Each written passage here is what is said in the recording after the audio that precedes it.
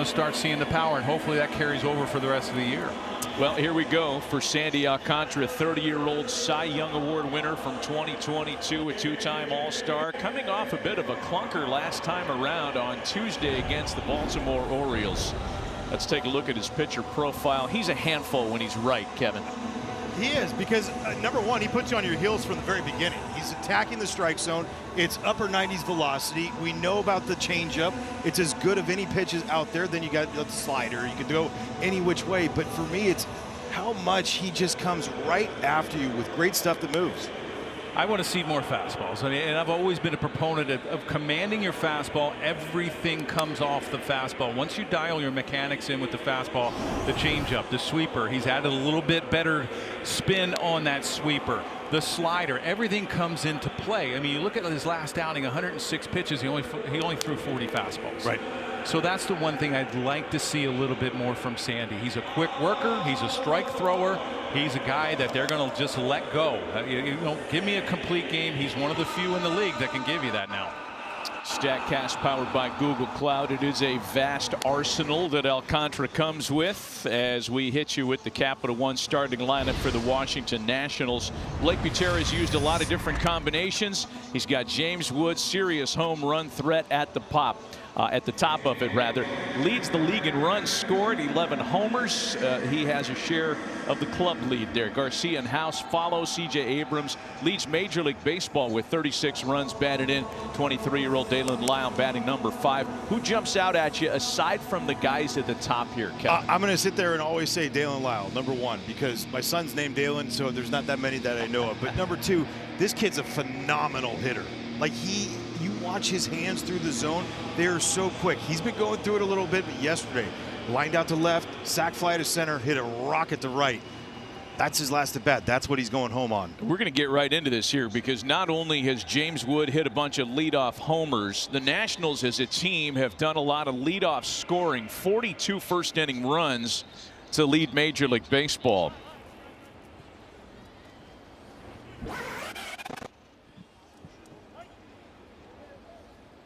So James Wood in, and we are ready to go at Marlins Park this afternoon.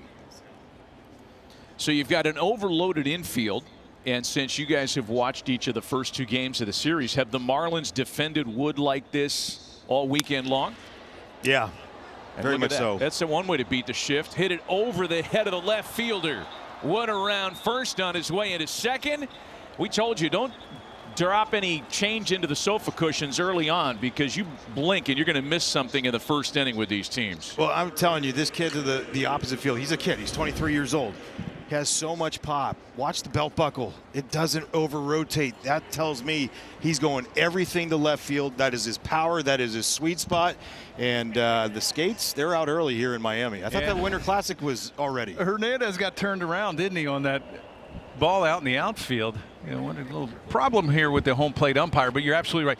Wood has such great power the other way. You know, he's left center field, left field. You throw him away, he's going to take you the other way. And with off of a left-handed bat, you know that ball's going to tail towards the left field line. Hernandez, the left fielder for the Marlins, got turned around on that one.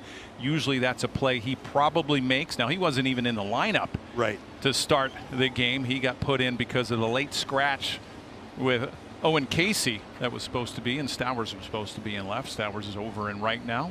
We got like a clunky technical start happening on the field here too, because it looks like home plate umpire Chris Guccione got his wires mixed up. Literally got his wires mixed up. That's a good start here. Someone had the joke out on him. No, but all right. So he's had 3 leadoff homers this year, right? James Wood. He took a first pitch of the game to Adrian Hauser, right, with the Giants to left center field. That you're going, what are you doing? You know why? Because that's him. He knows who he is. Great Charlie Manuel played for him, and he always said, "Know thyself." Hey, know thyself. And for James, it was everything about just staying inside of it. And this was yesterday. This was at the end of a long at bat, though. It wasn't like he went up there jumping the count. The only time that he faced Chance Junk has everything that he throws. That was the only pitch that he threw twice. And he hammered it. 442 yesterday. Unbelievable. We'll get into my question. Why is he leading off? He's not a typical leadoff hitter. No. Luis Garcia Jr. with an early RBI opportunity now, 3 for 5 with a couple of runs batted in yesterday in the high scoring affair.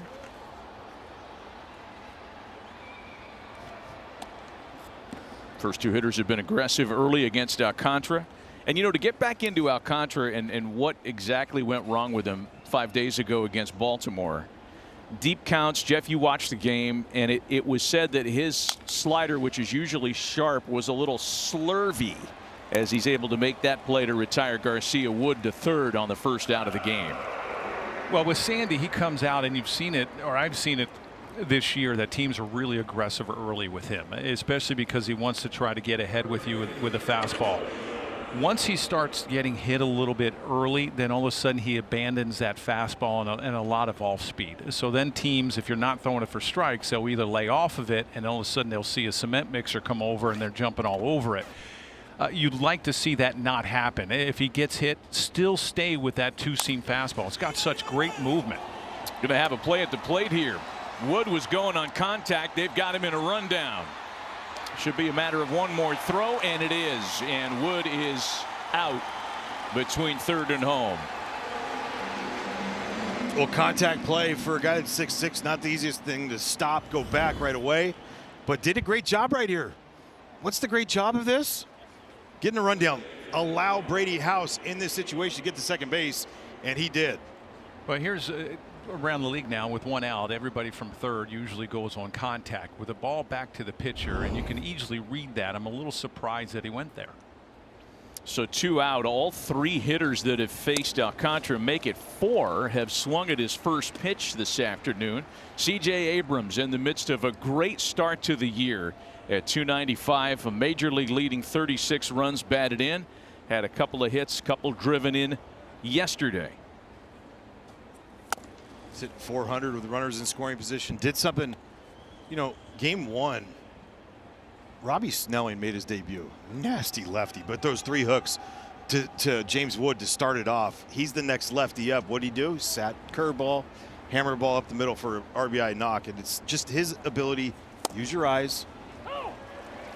You could deviate from the scouting reports and all that stuff. If you see this guy's trying to flip something in, get it in there, go for it. Is that something that you're seeing through this Washington lineup, the communication going down, that these guys are getting more experience? Yeah, they're talking, and if they do go to the iPad, it's together. That's the thing that stood out to me so far, is that they do this. They're talking. They're on the top step together, but most importantly, when they're looking at an iPad, it's never, or rarely, by themselves. First-year manager Blake Buteri, youngest in the big leagues, youngest in Major League Baseball since 1972 at the age of 33. Great reviews on the room he's run, the game he runs, and the job he's doing with a very young Nationals roster. He's awesome. He's been so much fun to talk to, but it's also with a new manager with no prior experience here in the big leagues that you're looking at.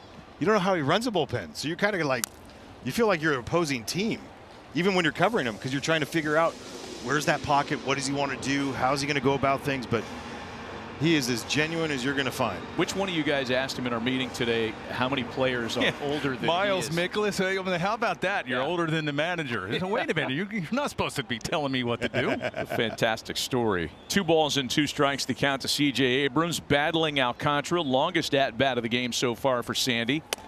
And it's a full count now.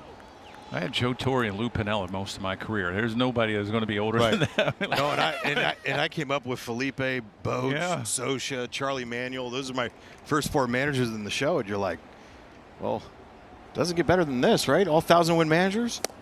And Abrams is a strikeout victim. That's how Sandy Alcantara walks a tightrope to score nothing on the other side. To the bottom of the first, underway in Miami.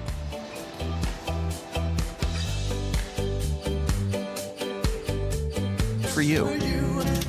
No way. For Cade Cavalli to go to work, making start number 9 on his season, looking to even up his record at 2-2.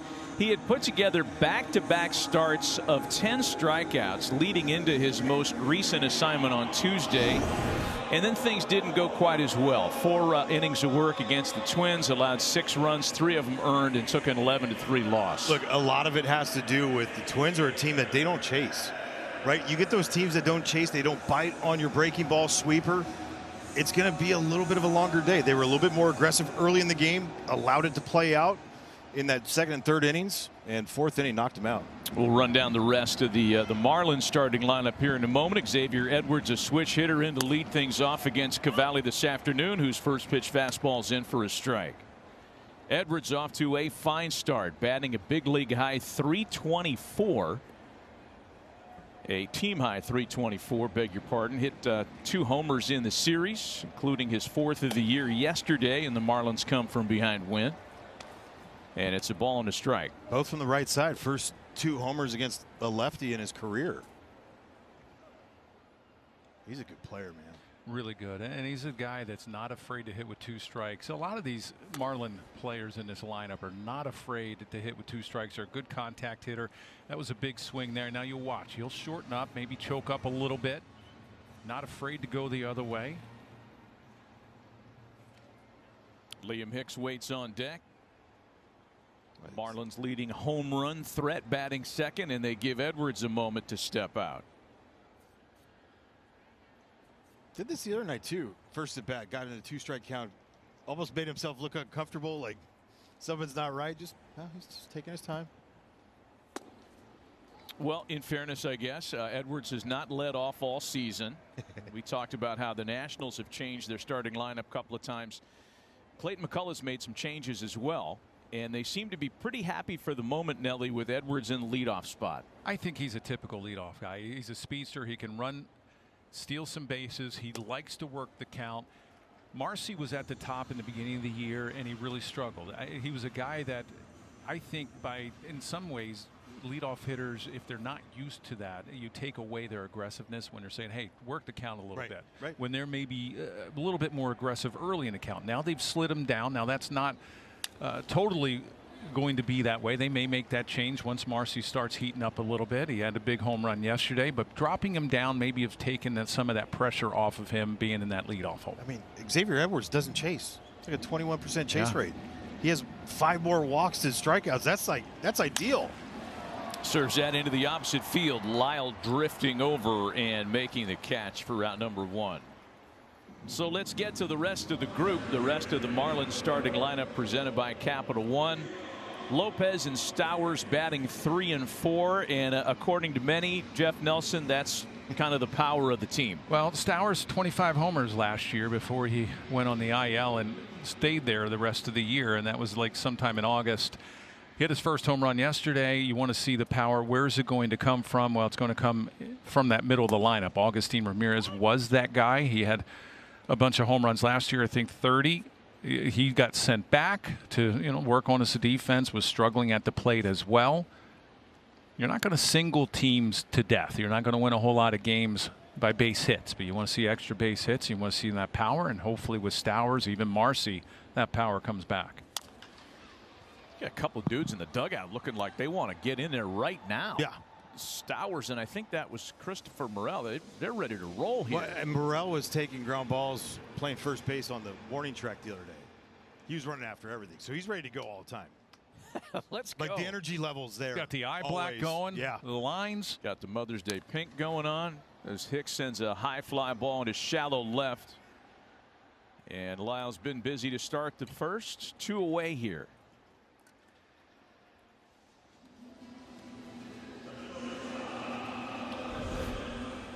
Nationals defensively, Franny. Yeah, Dale Lyle, Jacob Young, and James Wood out and right. James Wood flipping from left to right this year.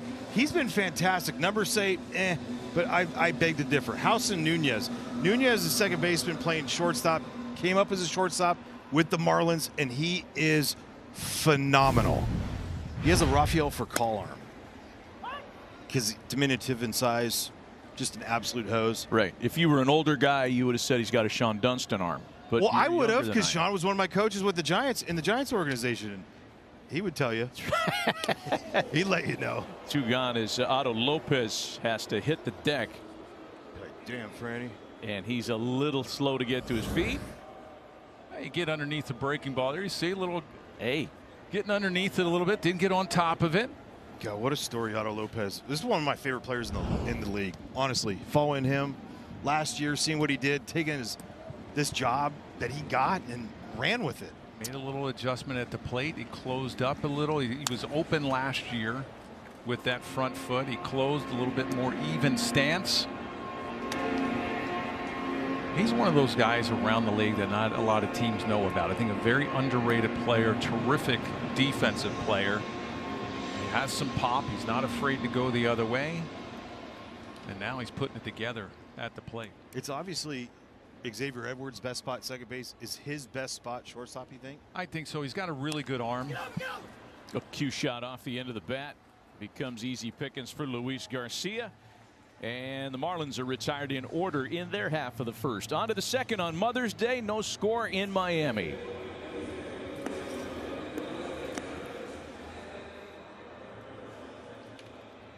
The Evergreen. How does he have those odds compared to Vivas?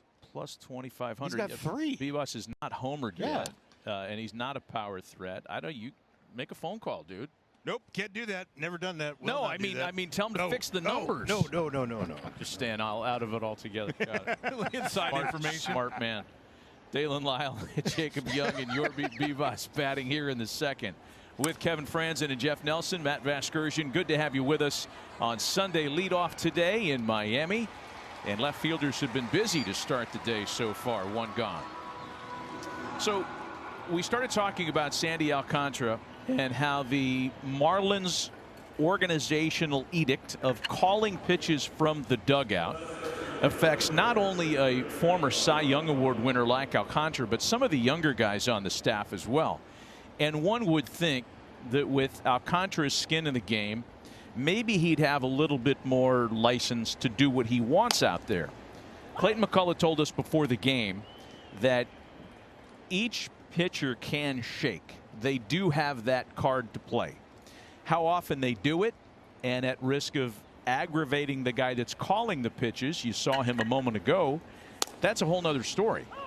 Where are you on this, Jeff? And we're going to try to tell the story here with pictures too, where the sign's coming from and how it gets into the catcher to the pitcher. Well, Rob Marcello is about third down on the right, and he's their assistant pitching coach. He's the one calling the pitches. There's Rob there. Probably the toughest job on the staff, because you have to not only watch what Sandy Alcantara is doing on the mound as far as mechanics, you have to watch the hitter, the swing. Where is he? Is he adjusting his stance at the plate, maybe trying to take the breaking ball away, maybe moving up, getting closer?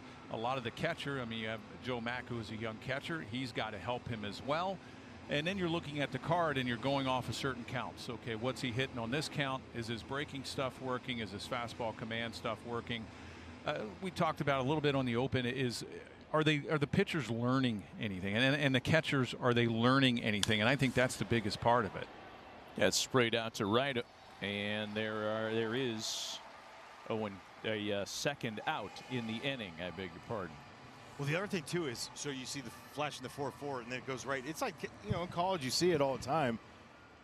Catchers look at their wristband. He goes the 4-4, boom, they put it in their thing. So they got a system that goes, but to your point, like, where's the adjustment? How are those adjustments? There's a lot of communication that has to happen. It's a tough job, yeah. Right.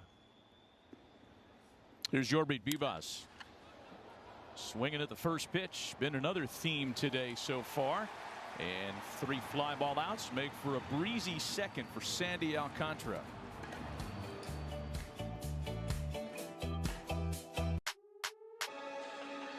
Peacock original MIA. A young woman dreams of life in Miami's glittering world until tragedy pulls her into the city's dangerous underbelly. Streaming May 7th. Bottom half of the second. That music. What do you got there, Franny? I don't know. Creeped out a little bit. If we changed a couple of words around and made it a young man on the rough streets of San Jose, it's the Kevin Franzen story. That's true. That's true. Kyle Stowers leads things off in the second. Stowers followed by Jacob Marzi and Christopher Morel. Scoreless so far, as the Nationals and Marlins, why not, who've split a couple of games, play a little even Steven game here to start the ball game. He's got good breaking ball going today, boys. San Jose used to have, I went through the California league probably 3 years, used to have an independent team way back in the day in the California league. Yes, they did. That's Oil where I played Can college. Boyd went through there. It's my college ball at San Jose State. We played Julio there. Cruz. At San Jose Municipal Stadium. Did they played really? A-ball there? Yeah, for sure. San Jose Giants might have had the best promotion in minor league Beer baseball. batter? No, the one where they drive the used car onto the field and they give a bucket of balls to somebody out of the stands and give them a chance to break a headlight. Yeah, well, it became players did it, and we got to win the money. Ah, Yeah, so good. Hey, what's gonna? I mean, you need an extra $100 here and there. Absolutely. Ball and 2 strikes to Kyle Stowers. Homered for the first time of the year yesterday. That's a high, deep drive to center field. That one's got a chance. Young leaps at the wall and makes a fantastic catch. Welcome to the Jacob Young world. We get to see him do this quite often throughout the year, and my goodness, it's about his jumps and his angles. Look at that. Times it up, works with the LED board, and oh my. But I think if you're looking as a youngster, look how he watched and looked at the fence, where the fence was. He timed it up stepwise once he gets onto that warning track. And this is a tough outfield for teams that come in here and don't really play a lot. It's a big outfield, and for him to be able to make that catch, that's outstanding. There's Jacob Marzi now. 4 up, 4 down for Cavalli. What a grab by Young. And for Kyle Stowers, when you're trying to get your timing back after missing so much time to start the season, homered yesterday for the first time. He might have thought he clicked in back-to-back games, and there's a base hit through the 5.5 hole for Marzi. First base runner of the afternoon for the Marlins. And another point on that catch. I mean, you have a dome stadium. A lot of outfielders do not take their eye off the ball in a dome stadium, because if you do, you wind up looking up and you're like, okay, where is it? You didn't see many guys do that at the Metrodome. No, or at Tropicana Field.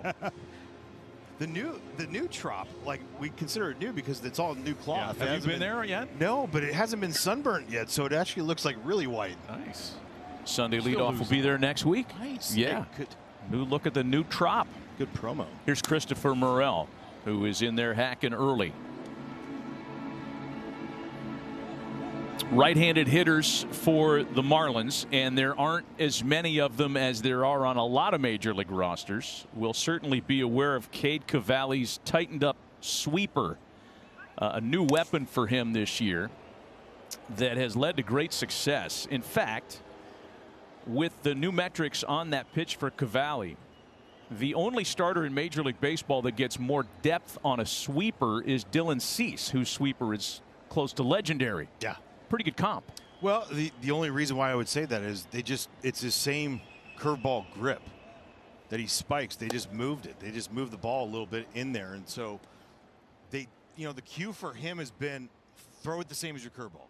Throw your curveball, and it just takes off and goes a little bit more horizontally than the downward action on it. It's been awesome, but there's also been that playing around with where I am on the mound so I can be in a better spot to use that pitch. So he's moved from being all the way over on the third base side to more of the middle where he's used to, and he feels like he has more lanes to go to as far as feeling comfortable not throwing it through the guy. And just because, I mean, that mound is not very big, but just your foot alignment on that mound really has a lot to do with the breaking ball. And because he's over towards that third base side, gives him the confidence to be able to throw that slider, because it's a big sweeper, a big slider for strikes, and also he can expand his zone. You can expand the zone and get that ball away a lot easier from that side of the rubber. You'll see a lot of starters. They'll throw from the right-handers will throw from the first base side, because it makes it a little bit easier for them to get the ball in on a lefty. But if you have a big sweeper and you can ride that fastball in, you're throwing from the third base side. Perfect example right there. If that's from the first base side part of the rubber, that's a non-competitive pitch right there. Here's his first strikeout of the game, and with that, we'll go down to John Fanta with a little bit more on the Nationals right-hander. Well, you guys have talked about it, but think about the fact you go through Tommy John surgery, he had a mysterious illness, a dead arm that sidelined him all throughout 2023 and then 2024. So for Cade Cavalli, last year's 10 starts, it was just a relief for him to be back on the rubber, to get an opportunity. But he got through last season, and he knew, I've got to add something to my arsenal. What that is? Well, it was solved during a Zoom meeting with pitching coach Simon Matthews and, of course, 2019 Nats World Series champion Sean Doolittle. Cavalli said right away, Matthews said, it's time for you to add a sweeper. And Cade said, I've got full trust in Simon, what he's brought to the table, and with that sweeper has come better results. Yeah, boy, and Kevin was talking about, John, some of the accolades that the new coaching staff have received in D.C., the communication process, just some of their discovery to try to unlock different gears in their players. It's been a success so far. And it's collaborative. Like you have multiple guys, Simon Matthews right there, Blake Butera on the right, but then Dustin Gland's out in the outfield. Sean Doolittle's right next to Simon Matthews, and they're in constant communication, and it's a beautiful thing. It's not a one-man thing like deal as far as the pitching coach deal was back in the day, because at the end of the day, Jeff, you know this, not every pitching coach and you align as far as maybe a word or two that something clicks. It clicks with these guys, with one guy, or it might be that third guy in line. But the way that they can, coach and get through to their player, it's amazing. Yeah, you're absolutely right. I mean, some guys, grass is greener on the other side. Just adjusting the grip. I mean, they call it pitch design now, but really it's just, hey, let's work, go on the side. I'll show you a different way to hold that middle. I mean, because everything comes off the middle finger as far as a breaking ball, whether it's a sweeper, a knuckle curve. Let's try this grip. Maybe you might get a better spin rate, a bit bigger break on that pitch. There's a drive out to center field, taking Young back to the wall again. That one a pedestrian catch based on the work he did earlier this inning. And the 2 still scoreless in Miami.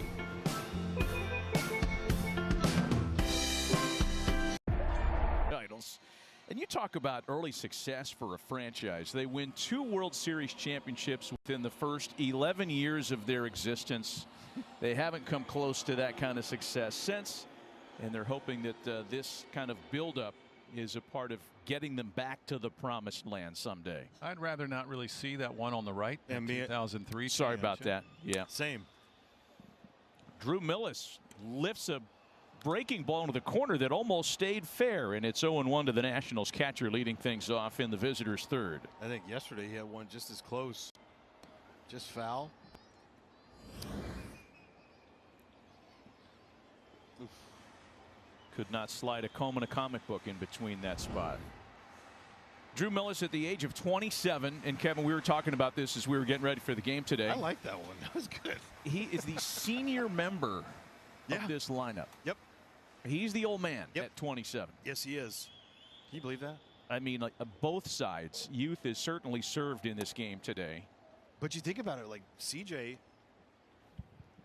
I mean, has the most like playing experience, right? And you're looking at that and you're going, he's like 26 years old. You're like, how is that possible? But 4 seasons of it, you look at this and you're going,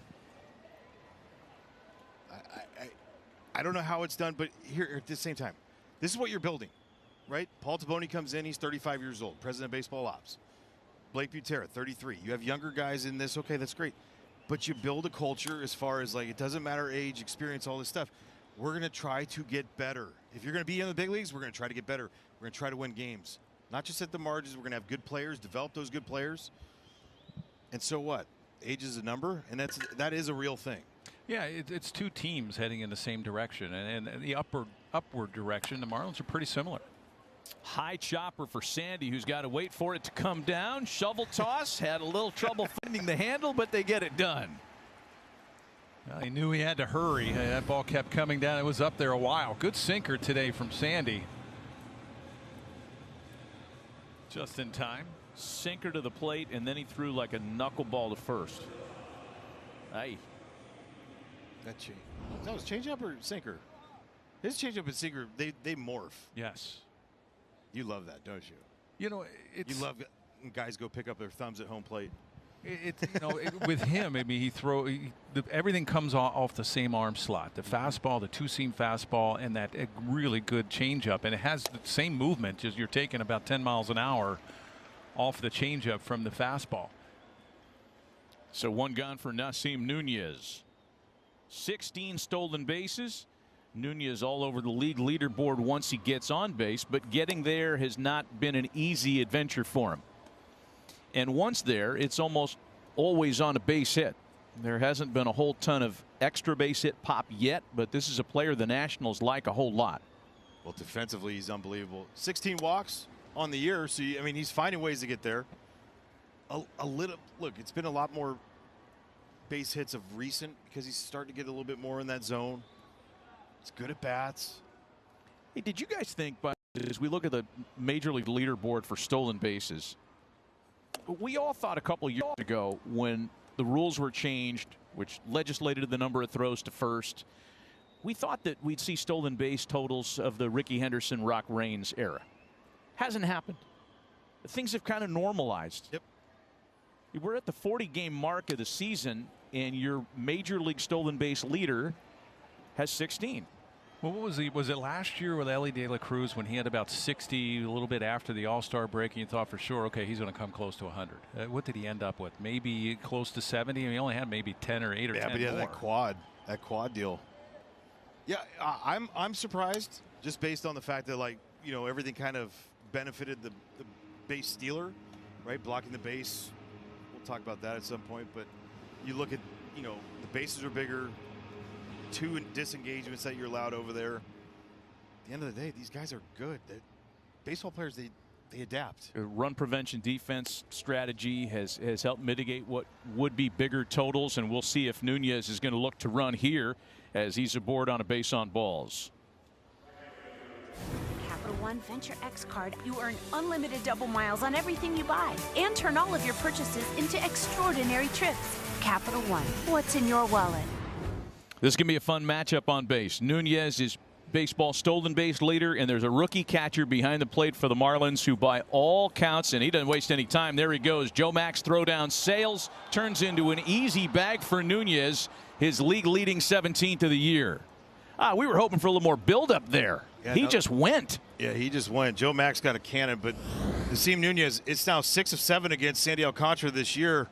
Where's his eyes? He turns inside. You got to look outside towards the outside part to the outfield. Ball gets through. Guess what? You're off.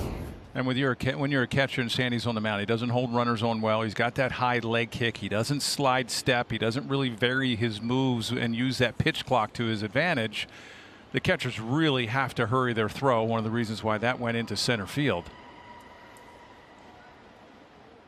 Sandy had to disengage there because Nunez is bouncing around off second base. Still bouncing, and an inside move, very close at second base.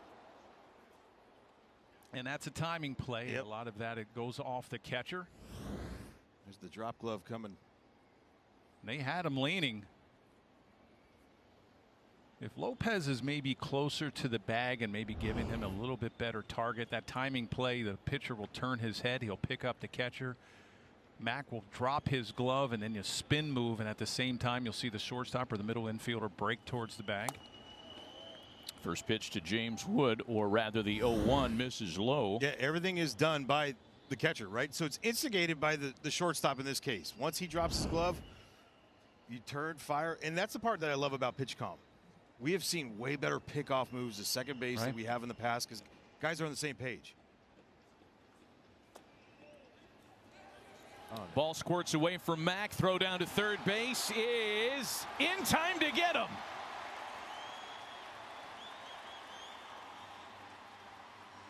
Nunez is staying right there, indicating that the Nationals might want to look at it again. I got a late break off a second. I'm a little surprised it didn't get away from Mac.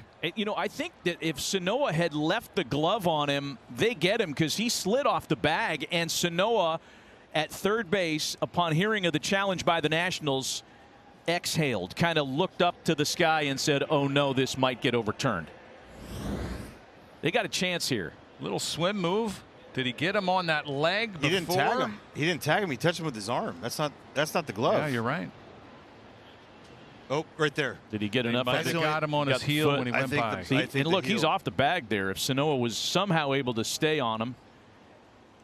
Watch that glove stay. Got him with the arm, but then watch the glove come back and hit that heel.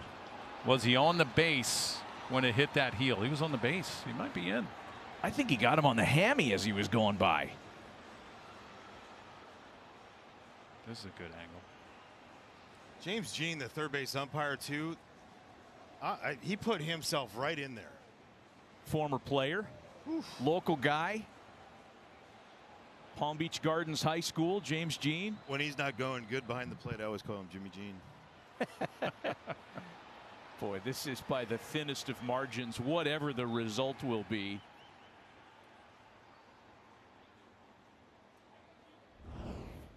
And it's taken. Yeah.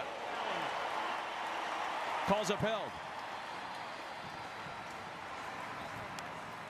Boy, these are situations where the Nationals have had runners in scoring position now twice with less than 2 out. And so far it hasn't yielded a run. Well, one of the league leaders in outs on the bases have been the Nationals this year. It's taken them out of many of rallies, especially with James Wood up at the plate. Who's now even 2 balls and 2 strikes. Well, bad break off a second. You had the left-handed hitter up, a little bit easier throw for Mack, and it didn't get away from him that far, and he's got a hose behind there. But how about that? Just his recovery. Yeah. Like the scramble drill for him to go back, get there and throw an accurate ball like he did. Will he triple up on a changeup here, Nelly? Breaking ball down and in. I think you can go something down and away. High and deep into the corner and left, but coming back into play for Heriberto Hernandez to retire the side. Nationals let another scoring opportunity slip away. Still no score in Miami. Third, Nationals and Marlins scoreless in this rubber match on Sunday leadoff, joined by Marlins skipper Clayton McCullough. Clayton, Sandy Alcantara on the rubber for you today. He said, I've got to respond. I don't want to nibble. I want to attack. What are you seeing from Sandy? Yeah, I have seen that. He's been in attack mode with everything. Pitch counts in a good place, the efficiency, the strike throwing. He's got good stuff today. So nice slider to Abrams for a punch. So he's off to a good start first time through. On the offensive side, you've had some hard hit balls. You've had some balls that might be out of other parks. In terms of the approach, how pleased are you, and what's the biggest thing you need to do to get on the board? Yeah, I'd love to see the hard contact in the middle of the field there. Stowers, great play by Young in center, and then Marcy knocked to left, and Burt. So that's it. Just try to stay hard through the middle of the field. Hope we keep hitting the ball hard and have some things to show for it. Who do you want to wish Happy Mother's Day to? Oh, so my wife Jill, Happy Mother's Day, and my mom Eva. Happy Mother's Day, guys. Back to you guys. All right, John, thank you. Happy Mother's Day to everybody tuned in. Have you guys had a chance to call moms yet? Yeah, called mom before and my wife. Check that box. I did on the way down here. Yes, I did. I was going to ask John, what about that last question? Who are you going to wish Happy Mother's Day? What was he going to pick? Some like random lady? Say, hey, Yeah, no, Mrs. sure. Jones, Happy Mother's Day. Well, everyone's selling something, so you might be able to. You know it's going to be his wife and his mom. You're like, what, pick out some random fan and wish him Happy Mom. Why not? Mother's Day. Why not? Wish my mom Tracy a happy Mother's Day. Also my wife Amanda. There we go. Those cleats are awesome.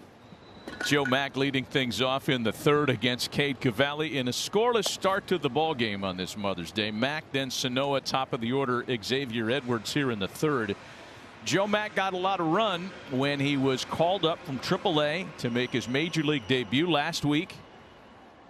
Former first-round pick, won a minor league Gold Glove a couple of years ago. By all accounts, is a tremendous leader and catch and throw guy, and he's got a decent idea of the strike zone too, as he draws ball forward to start the third. It wasn't an easy decision though, because the kid that went down, Agustin Ramirez, hit 30 homers last year as a rookie. That got a lot of attention here in Miami, Jeff, in terms of priorities. Yeah, and this, you know, Kevin talked about it earlier about the Nationals, and you want to compete, and it's all about, hey, if you're not doing well, they're going to make a change. Right. And the Marlins are the same way. Now, it was a little shocking. They did the same thing with Chris Paddock. They signed him to a one-year deal, $4 million. I mean, $4 million is nothing to shake a stick at, and they gave him, what, 7-8 starts, and hey, we'll see you later. It's not, you're not competing. We got to bring somebody else up. With Agustin Ramirez, last year, defensively, he was one of the worst catchers. I thought he did a drastic improvement in spring training, and I did see it at the beginning of the year that he's done a really nice job. I think at the plate it affected him a little bit more. He just didn't get off to the start that they expected. And like, hey, you know, let's send you down, sharpen up the defensive skills behind the plate, but more importantly, get that bat going, because that's where that power is going to come from in that lineup with the Marlins. Javier Sanoa with a fly ball lifted to left. Lyle started back and comes on to make the catch for out number one.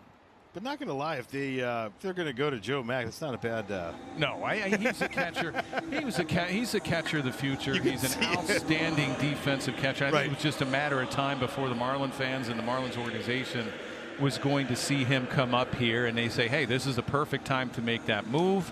Now you're just going to wonder, here's the question, where does Augustin Ramirez fit? He's such a good hitter. Last year he was a better hitter as a designated hitter than he was when he was behind the plate. Where does he fit in now? First pitch to Xavier Edwards is in for a strike. Because you also have Liam Hicks, who is getting off to a tremendous start. He's a really good player. And I didn't think he was a bad catcher either. Now he becomes a backup, but you want his bat in the lineup, so it's got to be either at the DH spot or first base. Goes to your point that you asked before, Patrick Bailey, right, with the Giants. Follow up with you on that, yeah. Like, it's a very similar situation, but this time with the veteran guy. Like, and where are you going to go? Because they're looking for the same thing. Giants and Marlins, production. Is it production defensively? Then you had it with Patrick Bailey. But they're looking for offense up and down that lineup with the Giants. So same thing here. You have the top 3 guys that have been going. You're waiting for Stowers and Marcy to go, but you need some other. You can't have a zero both sides of the plate. 1-1 to Edwards. He lays off, and it's 2 balls and a strike. Well, the Hall of Fame, the landscape is littered, as the phrase goes, with hit-first catchers that weren't as strong on the defensive side. But to your point, I think you can't give it up completely on that side of the scorecard, because the days as a DH come pretty quickly. 2 balls and a strike to Xavier Edwards, who has done most of his damage, by the way, this year against starting pitchers. Leads the National League in batting average versus starters. And again, has homered in both games of this series. Well, he was the type of hitter that I hated facing. I hated facing the little middle infielders that put the bat on the ball. They're hard to strike out. You're throwing 7, 8, 9, 10 pitches per at bat. And that's what Edwards is. 3-1 pitch to him into left center field. Keeps the line moving. Mack to second, runners at first and second with 1 away. And that's the kind of guy Edwards is. He'll work the count. The power, okay, it's there, but this is him. He'll work the count. He gets his pitch up in the zone, hits it the other way, shortens up his swing. He knows he's not going to hit 10 to 15 homers. He's a guy you're going to have on base all the time. He's going to hit you over 300. Sweet swing right there. Marlins set up nicely now for one of their more productive hitters to start the season. Liam Hicks, first and second with only 1 away. And Hicks wasting no time. Whacks that one past Garcia into right. Mack being waved around. No play at the plate. The Marlins strike first on Mother's Day.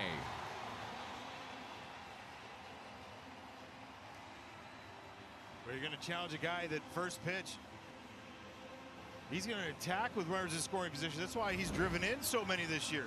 Now 35 RBI on the season. And Luis Garcia Jr., we've seen this a little bit in the last couple days. He's late to get ready. He's not ready for the ball to be hit right there. Right, it's just to the right of him. He's got to be able to be on time, ready to go. And he's late. Ball gets through, and James Wood does a good job. Don't play in order. 2 hits and a walk have cracked the scoreboard for the Marlins, and now looking for more. It'll be the shortstop Otto Lopez, who had a couple of hits yesterday. He too picking on the first pitch right through Nunez. What looked like a room service double play ball turns into another run for the Marlins. Watch this hop right off the seam, right there at the lip between the dirt and the turf. And as it gets out there, you're going to watch it just go straight down and skip. I mean, that one you get all day, every day, and then you get the one right off the lip that goes straight down. If you're up expecting the routine play, you get beat. I get it. Yeah, the frustration. You get a ground ball thinking, okay, this inning's over. I get out with only 1 run. And the next thing you know, first and third situation, Marlins are scoring 2 runs in this inning when it should have been out of the inning. Saw some of the numbers on the screen there in terms of unearned runs, in terms of defensive metrics. That's an area where the Nationals still have a lot of room for improvement this year. Boy, now Kyle Stowers is in a great spot. He hit a ball to the center field fence in the second inning that took a great catch by Young to rob him of extra bases. Well, you look at his situation now. You had Nunez, who was playing halfway. Yep. And that ball probably, if you're playing back, it's a double play. Now in this situation with Stowers, you have both infielders, Bibas and Nunez, playing back. 3 straight first pitch swings from this part of the Marlins lineup. 0-1 the count to Stowers. 39th error on the year.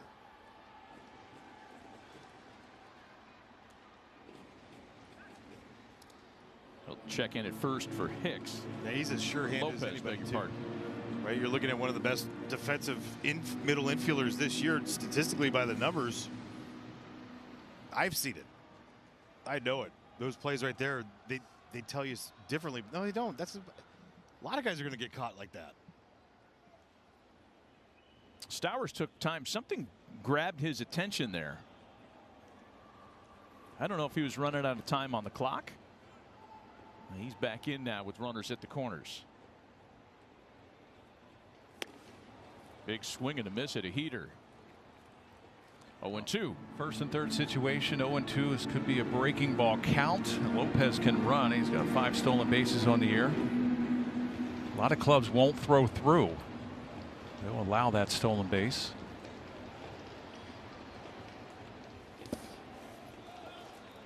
It is a breaking ball that misses. That's been the pitch that has given Stowers trouble since being reactivated, right? The timing on the fastball's been fine, but his numbers against breaking balls and off-speed pitches are way down from last year so far, Jeff. Yeah, it's a real good take right here. It's a good angle. You're changing the eye level. You threw the fastball upstairs that he swung through. Good breaking ball. You're absolutely right. That breaking ball down to the back leg has given Stowers a little problem. Chopper. Garcia to Nunez for one. Had to double clutch, but Cavalli gets there to cover the double play. So they do end up turning a twin killing. Came an at-bat too late as far as the Nats may be concerned. It's a 2-run rally for Miami. And at the end of 3, it's the home side on top 2-0. The Evergreens. To get even more during the Xfinity member celebration. Get exclusive experiences only with Xfinity. Sign up now with the Xfinity app. So let's go back to the inning-ending double play, or was it? I don't know about this one. He gets healed on it, but his foot's up. Is it touching there? I don't know. I can't believe it wasn't challenged. This is the toughest thing. You work on this every day in spring training. It's Groundhog Day. It's the toughest play for a pitcher. You have the first baseman. Garcia was way off. So you have to do a direct line. You're running at a direct line to the base. You don't want to make a little turn like when the ball gets hit to the first baseman. You go directly, and you got to be, as a pitcher, as soon as the ball gets hit to the right side, you got to break to first. He was a little late on that when he got away with it. 85 on that throwback from Nassim, too. In on the palm. Get him on the mound. Get in there, kid. He threw a 95 yesterday. Get the runner in the first inning. Ball and a strike to count to Luis Garcia Jr. leading things off in the visitors' 4th. Marlins get a pair in their half of the 3rd. And it's 1-2 to Garcia. And with Luis Garcia being new at first base, I'd much rather him do what he did, which is make sure you get that first one. It was a great, strong first throw. Don't worry about getting back. And he wasn't going to get back there anyway. That's the pitcher's job right there. You got to get over there a little early. These are counts where Alcantara likes to come right after you. Missed with a changeup that time. That pitch. That's just not fair. 90. It's always had that. He's better than 30% changeup to left-handed hitters like Luis Garcia Jr., who lines that one past Hicks on into right field. A lot of action in the right field corner today. Garcia picking him up and putting him down, headed for 3rd. He'll get in there without a play. A leadoff triple in the Washington 4th. It looked like Stowers had a hard time down in that right field corner. This was a fastball supposed to be in, caught too much of the plate. gets past Hicks, and you watch that ball as it gets down in that corner. Might have gotten underneath that pad. Oh, he's smelling triple right here. He knew it right away. 12 triples now in his career. Watch this slide, though, a third. Oh, it okay. was a fall. It was a fall. He's now topped Trey Turner as far as games played as a national. Top 6 all time. 0-1 account to Brady House. Well, I think part of his problem, it's a straight name identity crisis. There are a ton of Luis Garcias that have played and do play Major League Baseball. The starting pitcher, relief pitcher, and now you have the infielder. Well, here's a situation. You threw the slider, swing and miss. That's a nasty sinker inside. You have him set up again. You don't know what the pitch call is going to be, but you have him set up with a sweeper away. Instead, it's a sinker that caught a lot of the plate. It's going to get a run home, and RBI for Brady House, his 19th of the year. And one of those runs comes right back. It's 2-1 Marlins. Well, it's a fastball in, and if you're looking for a strikeout, you probably could have went with that sweeper away. It was a good pitch. The Marlins are playing the infield back, giving up that run. They already are ahead 2-0. I like it, though, for Brady. Look, he's had trouble against velocity this year in general, so getting the job done. Exactly. Especially after the first at bat, right, where you're ground ball back to the pitcher of the runner at third, fewer than 2. Get it done nicely. C.J. Abrams now with a run in and 1 away. Abrams, a strikeout victim in his first try today, has been red hot the last week and a half. 15 for his last 43 with a couple of homers. No. That was the whole site. Almost challenged. No. Hey, I think he should have trusted himself. Should have trusted it.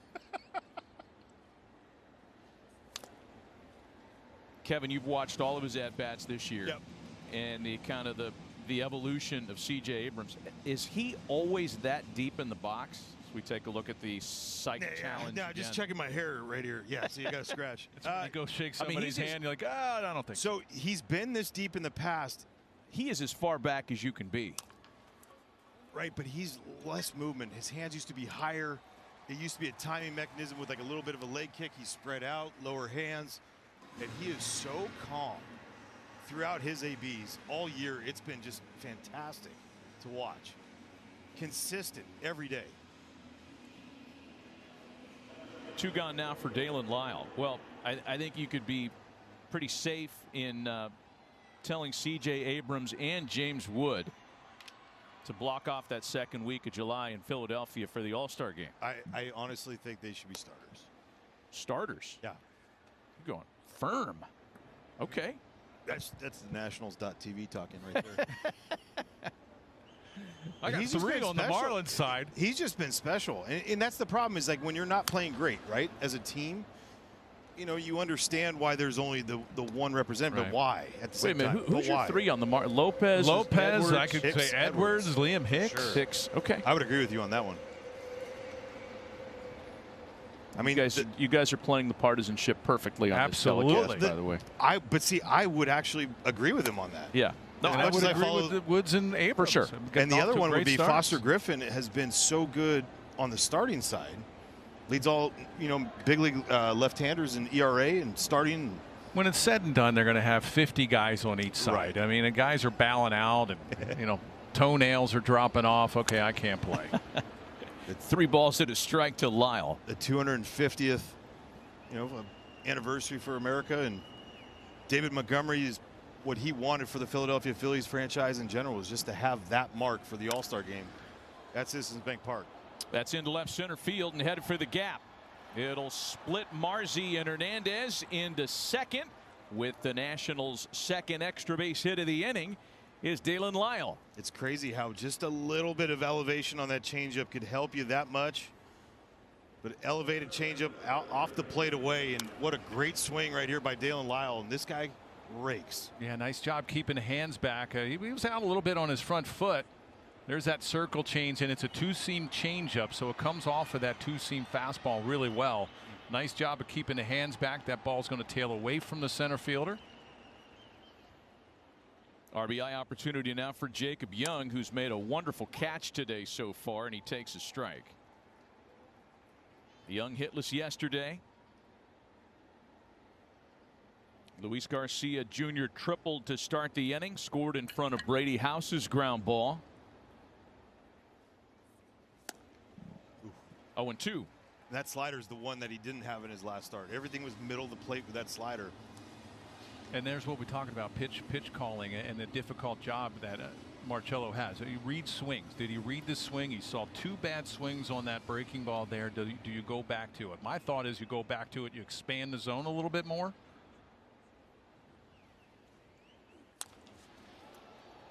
That could be a problem. Marzi closing ground, however, is there to make the catch and prevent any further damage. Couple of extra base hits and a run in the Nationals half of the 4th.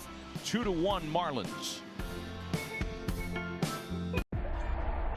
Let's all play ball. Don't miss Play Ball Weekend coming up on June 5th through the 7th, encouraging youth everywhere to get out and play. You can visit playball.org to register for a free event near you today.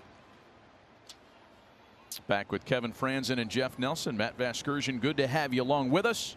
John Fanta with us today as well in a 2-1 game.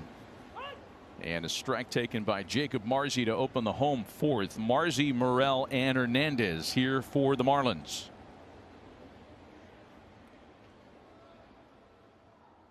Jake had the big game-winning 3-run homer in yesterday's Miami win. And it's a ball and a strike to him here leading off the 4th. You sport the pink bat when you played on Mother's Day there, Kevin? I sported it. I didn't play. In BP? Yeah, no, it was great. Fantastic. Ball and 2 strikes. I love when they started going to do that stuff. I mean, again, draw awareness, right? Now, on that day, Father's Day, same thing goes. Question I have for you is, could you throw to a guy with like that bright pink? Wow, I know. Like you pick up the target, you're like, ah! I would have either sun block or shades on. I think the only people in the sport that might have a harder time with this are the equipment folks. Yeah. Because, man, that is just a lot of gear to change out day after day. With the cleats, the socks, the gloves.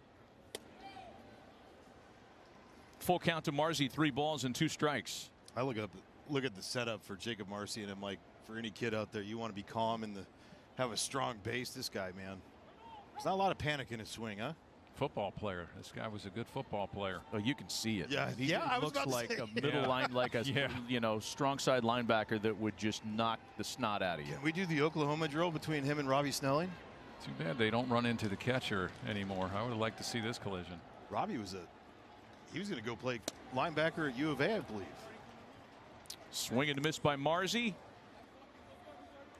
I'm not sure what the negotiation is here with Chris Guccione. Did he feel like he tipped it? It was caught. Wouldn't have mattered.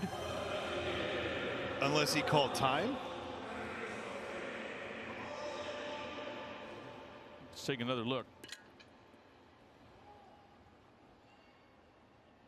None of the above.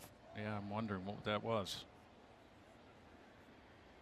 Second strikeout of the day for Cavalli. And now Christopher Morel fouls one up the third base line. Put it in your back pocket with that guy running right there. He's got a good sweeper going today. Nasty. Look, because it's a new pitch form, it's, I would say, inconsistent. It's been good, but it's just not always there for him. So that means the fastball command's got to be. And against the Twins, that fastball command went awry right away. Didn't have the breaking pitches in the zone that he could land. This kid, you would love him. Got good stuff, man. He's an athlete, two-way guy at Oklahoma.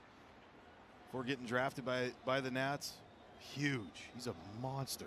Great stuff and a very confusing repertoire. We know that he's more sweeper to right-handed batters, more curveball to left-handed batters. But if you look at it on video and you take the hitter out of the frame, and there are web applications where you can do that, you're just looking at his stuff. Good luck determining a sweeper versus a change versus a curveball sometimes for him. Yeah, all out of the same arm slot, and you know, if you're throwing 4-seamers up, no. And that breaking ball, that big sweeper, that knuckle curve, whatever you want to call it, is coming out of that slot. It's really tough for a hitter to pick up because it's coming at a higher rate.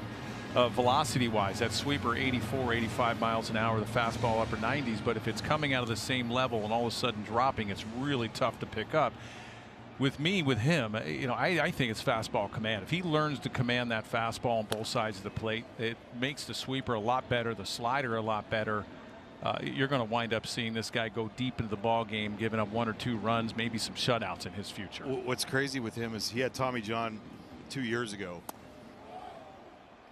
Big pronator, right? Okay. After the surgery, couldn't do it. Oh. So everything a lot of things last year. Tell America what you're talking about. So, there. well, I mean, this is as big of a pronator as you could have, right? Why he should be the one doing it. Well, a lot of times, pronate and supinate, they say, oh, the guys can't do both. But I was a guy that did both, because I threw a 2-seamer, you pronate and then supinate with the slider. And you're right, sometimes after surgery, it's just breaking up that adhesions and trying to, hey, I got to get to that breaking ball. There's that knuckle curve or sweeper there. I mean, that's a really good pitch. That ball's coming in about 84 miles an hour. And when you're throwing in the upper 90s, it's just enough to throw off the balance of the hitter. And I really like how he gets off his over his front leg. Oh, yeah. You see a lot of pitchers now, they spin off so much to one side of the mound or the other. And they're heel first. They land on that heel. They never get over their front leg, and they're spinning. Cavalli, he gets over that front leg, and it's so nice to see. He's so strong. But yeah, like he was talking about, like, a big part of coming back was learning how to really throw again with that fastball, because it didn't have the same action what he was normally used to, right? So he was getting on the other side of it before, and then afterwards it had like a little bit of a cut right on it. You guys still haven't told me the difference between supinate. Yeah, that's why I went there. Because it's just been procrastinate so far. So what? Give me the actual what you're talking about. Well, here soup is palm up, right? Okay. Pronate is palm down. So pronate, you're throwing. If you look at Sandy Alcantara, for instance, when you pronate, you're throwing in that 2-seamer. You're throwing the ball down and away. We got a warning issued? Yeah, the gooch. The gooch. Got to see hitters' eyes up.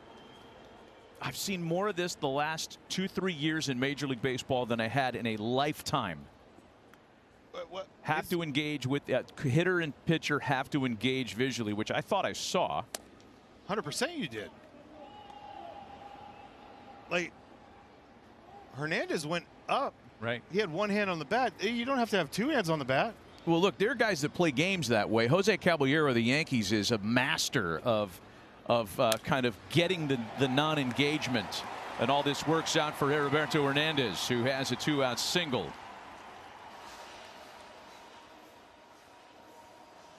Two pretty good swings for him. One a deep fly out to center field. Take this curveball outside part of the plate, drive it up the middle. What you're supposed to do with it. Guy who didn't think he was going to be starting until about 40 minutes before game time today. Always the pick to click. Always. So when you have guys that have a hard time, you'll see a lot of pitchers with the cutter, because they can supinate a lot better. They get underneath the baseball, palm up. They have a harder time to throw a changeup because they have a hard time pronating. So you'll see a lot of 4-seam cut slider guys that don't really have good changeups, and a lot of times you don't have a lot of good numbers against righties because they can't get that ball in. But to me, I think if you should be able to do both. You should be able to pronate. You should be able to supinate. Some guys have a harder time, especially after surgery. It's just breaking up those adhesions and getting used to getting that 2-seam grip, turning that ball over, the changeup, turning it over, getting it to break down and away from a lefty or into a righty. Do you think when Leo Mazzoni had Smoltz, Maddox, and Glavine, he was talking about pronate and supinating? No, because I think they did everything. He didn't have to talk about it. Yeah. You have a little meeting on the mound now. That was a master class in pitching with Smoltz, Glavine, and Maddox. Just the 3 different styles. Yeah. Right? I got to face them all at their end of their careers and everything, but you're just like, how you're going, you guys had to face that as a trio? It was amazing watching the first time. I mean, you see him on TV, but the first time I got to see all 3 of them when we played them in the World Series in '96. And I was like, we don't have a chance. I mean, these guys are out thinking everyone. Well, same strike zone, too. Yeah, exactly. The National League and the American League. Greg Maddox was just like, I swear you'd get up there and he'd look at it as infield and be like, all right, you're going to hit it here on this one. If I go with this pitch, you're going to hit it here. Don't worry, I'll get you all. Ball and no strikes account to Joe Mack, who walked and scored in the third. And a breaking ball finds the strike zone to make it 1-1. Mack had a couple of hits yesterday.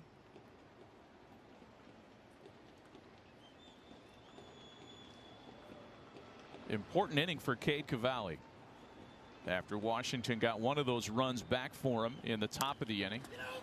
And a bouncer that will put an end to the home half of the fourth through 4 complete in Miami. 2-1 Marlins.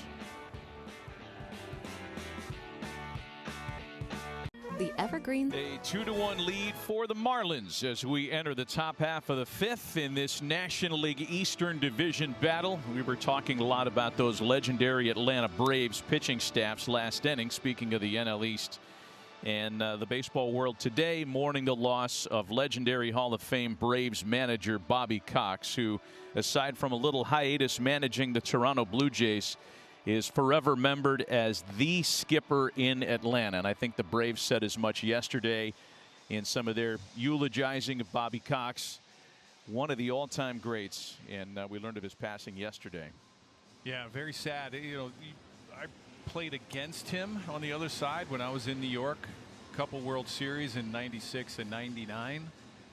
After the '96 years, they were up 2-0, and everybody thought that the Yankees were done. They were going to wind up sweeping us. I think John Smoltz still hates the idea that we won that year, still holds it. And Bobby Cox, we went to Vegas. Don King invited us to the first Holyfield Tyson fight.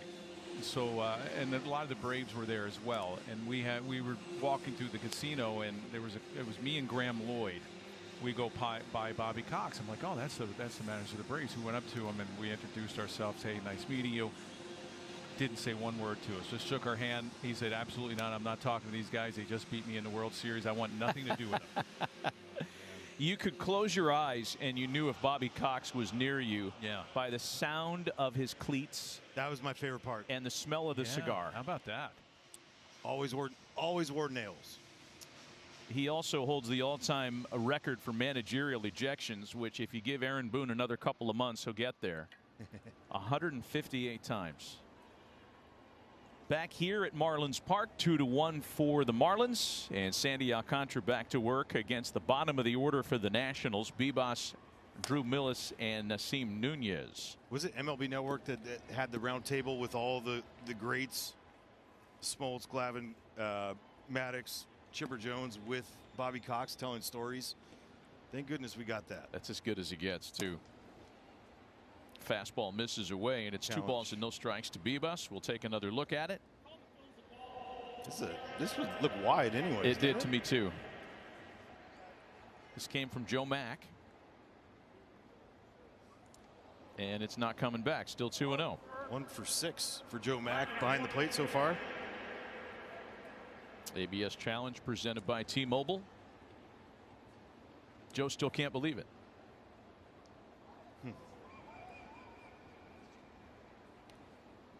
So 2 balls and no strikes to Yorbit Bibas.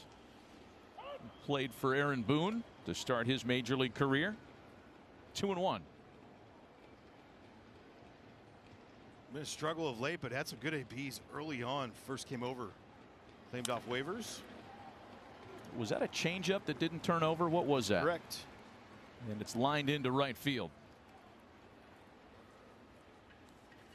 Second straight inning, they put the leadoff hitter aboard. Bibas really good middle infielder. Yeah, there's that changeup. That circle change stayed up. Nice job going down and getting it. Back-to-back changeups from Sandy. That ball moves so much.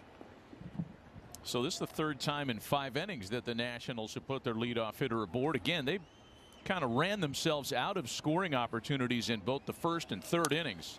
Bibas with a big jump, and it's fouled away at the plate. Boy, he had that stolen looking away. Yeah, hit and run put on, though. He was looking in all the way.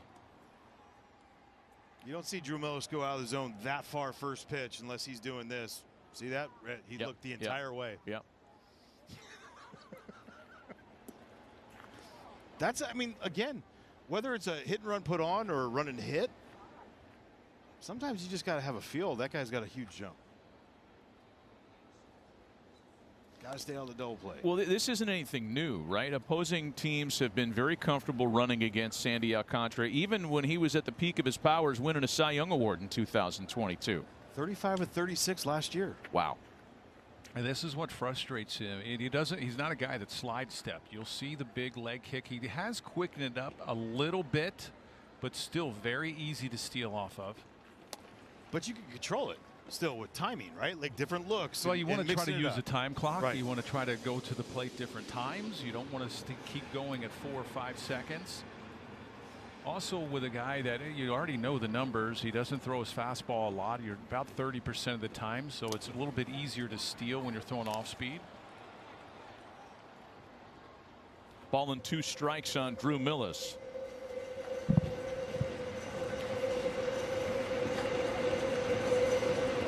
Not every pitch you're trying to bunt right there. Like you don't have to. It's not a sack situation for him on that. He was trying to bunt for a hit. I like these intrigue matchups too. Again, we're watching Mac behind the plate in the infancy of his major league career. Had that big reputation as an elite catch and throw guy. What was the timing number that you hit me with before the game? 1.8? 183. Come on. I mean, that's preposterous. He's had 2 of those so far. He had 186 earlier today. Anything under 2 puts you in JT Real Muto territory, and that's elite. Opposite field fly ball for Hernandez. 1 away.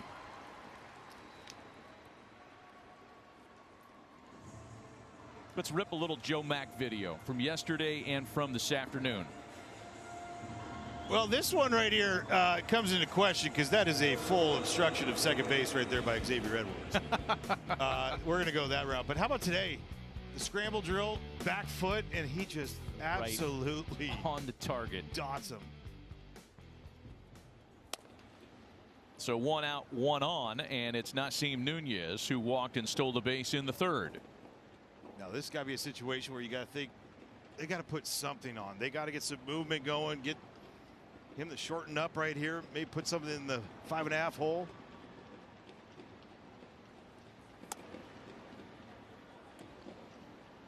Starting 2-0. So Alcantara's fallen behind all 3 hitters that he's faced to start the 5th. Lefty's been working nothing but away with that fastball changeup combination. Not a whole lot of fastballs inside. He's 3-0 now. He was trying to set up more inner third right there. He's got a lot of movement on the 2-seamer, and it's tough to tell a pitcher, hey, throw the ball down the middle and let your stuff work. But with Sandy, throw the ball down the middle, let that 2-seamer break on the outer half to lefties. And when you start trying to dot that outside corner with your 2-seam fastball, it's tough to control. 4-pitch walk issued to Nasim Nunez, and the Nationals are set up now with runners at first and second, 1 away. And one of their leading run producers digging in. It'll be James Wood in a great spot for Washington. And this is a big inning for Sandy Alcantara here. In the past, and even this year on occasion, it's been that 1 inning that's got to him. And when he's been able to pitch through that, then all of a sudden you're seeing the 7-inning outings. This is a big inning for him to try to get out of. Wood has been at the top of the 3 true outcomes list for much of the season. Homers, walks, strikeouts, 11 long balls. Number 11 coming on a 2-for-3 afternoon yesterday.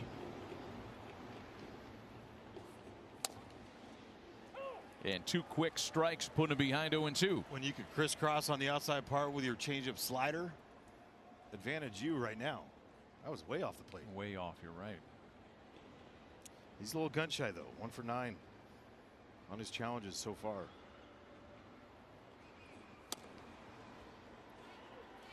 Ball and 2 strikes. See, there's an opportunity when you're seeing as a left-handed hitter nothing but away. Sandy could have easily come in, just move him off a little bit. If you're going to stay away, come in on occasion just to open up that outside part of the plate.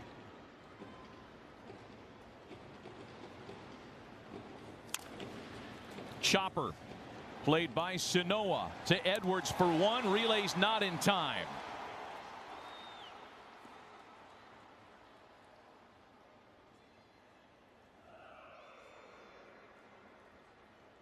Well, you're going to see a pitch off the plate right here, and James for a 6'6" guy, even tripping himself with the bat right there halfway through. He could fly once he gets the legs going. Pretty decent turn by Xavier Edwards at second base on the run. I mean, those are some long strides. That's like 3 steps to first base, Devon White 2.0. Luis Garcia now. Runners at the corners with 2 gone.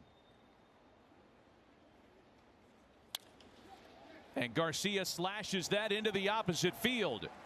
It scores 1 easily. Wood around into third. An RBI double with 2 away has tied it in the Nationals half of the 5th. And this is Luis Garcia to a T.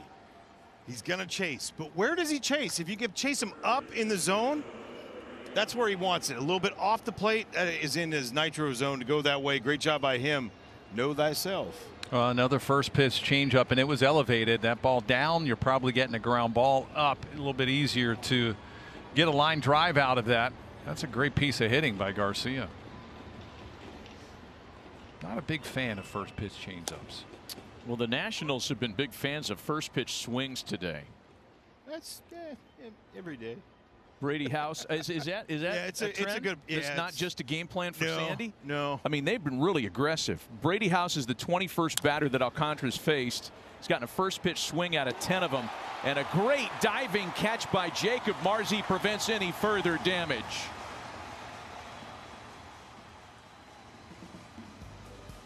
Well, what a great job coming in on it. It's the first step for Jacob Marzi. Get underneath it, and everyone has their hands on their heads. Dang it!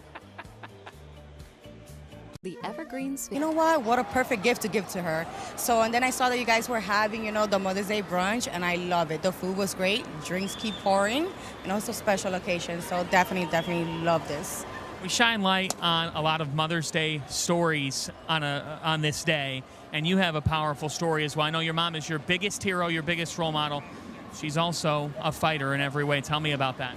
Yes, she's now 2 years cancer-free. She had uterine cancer, so that's another thing that we're here to support that, So happy to have her here. Well, we're happy to have you here. Congratulations on your fight and surviving through that. What's it mean when you can come here, you're a lifelong Marlins fan, and enjoy Mother's Day at the ballpark? It means a lot, even to have this opportunity to spend with my mom right here, because they told us that she wasn't even going to have the opportunity to be here today, and they said that she wasn't going to survive. So it's a precious moment to be able to spend this time with her. Ladies, great to see you both. Happy Mother's Day to you. Congratulations on your amazing fight. How about a toast to both of you? Here we go. We're enjoying some mimosas, Matt Vasgersian. I'm off the clock now. Yeah, we figured. Where's ours? Let's get Fanta out of there before anything goes wrong. Happy Mother's Day to everybody watching. What a nice story that John found in the stands today. Thank you so much. So good. 1 gone as Javier Sanoa lines to center on a well-hit ball. Back to the top of the order. And the troubling combination of Xavier Edwards and Liam Hicks. 2-2 ball game. Home half of inning number 5. Do either of you have a Mother's Day memory during your playing career?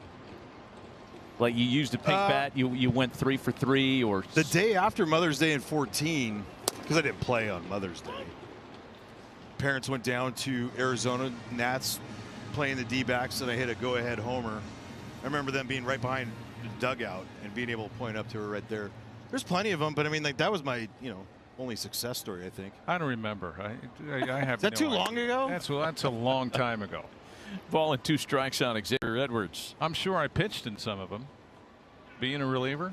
But you guys didn't have that distinct day with all the pink stuff. No, we never. I mean, they just started rolling that in like the mid '90s, yeah. maybe. Yeah, I think even later than that. I think.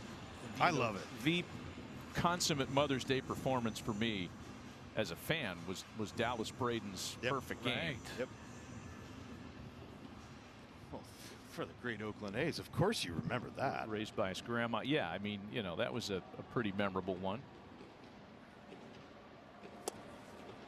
And Xavier Edwards with a very uncharacteristic wild swing and miss.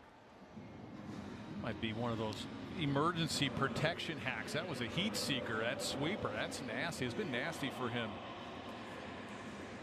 in this game. That was a good pitch down Around the belt, tough for a lefty to lay off of.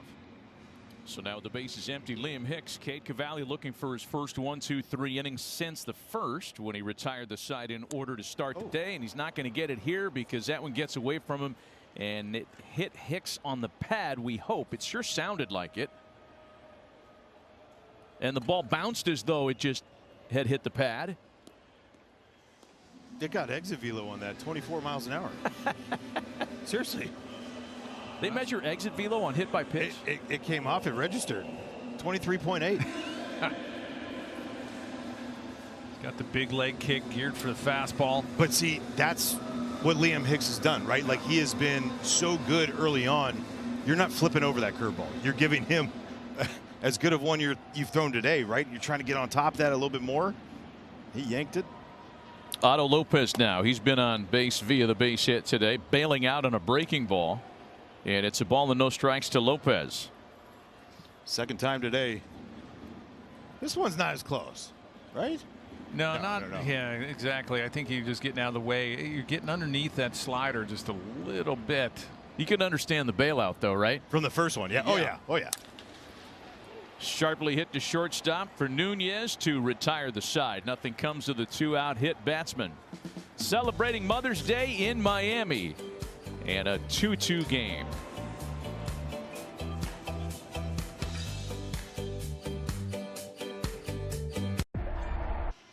MLB Plus is only $49.99 for a limited time. Stream MLB Network 24/7 in the U.S. and select out-of-market games every week. Plus radio broadcast of every game, game day 3D, big inning, and minor league action. Visit MLB.com/MLB Plus to subscribe. A 2-2 ball game in a series that has been defined by close scores. 1-run games on Friday and Saturday. And C.J. Abrams leads off, middle of the lineup here in the 6th inning against Sandy Alcantara. 2 runs on 5 hits and an error for visiting Washington. 2 runs on 4 hits for the Marlins. Abrams, Lyle, and Young here for Washington in the 6th. C.J.'s 0 for 2 so far today. And a breaking ball that squirts out of Alcantara's hands to make it 2 balls and a strike.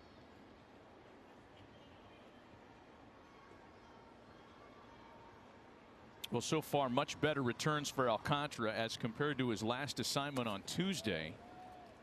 In that loss against Baltimore, he threw 106 pitches and lasted only 4 1/3. He's been much more efficient this afternoon. Yeah, absolutely. Especially when you have a team like Washington who swings early, you could take advantage of that as a pitcher. A little bit better command of the fastball. When you get hit, when Sandy gets hit, he has a tendency to stay away from his fastball. A lot of off speed. He throws a lot of off speed anyway, but even so, even more as he starts getting hit a little bit. He takes care of Abrams to start things in the 6th.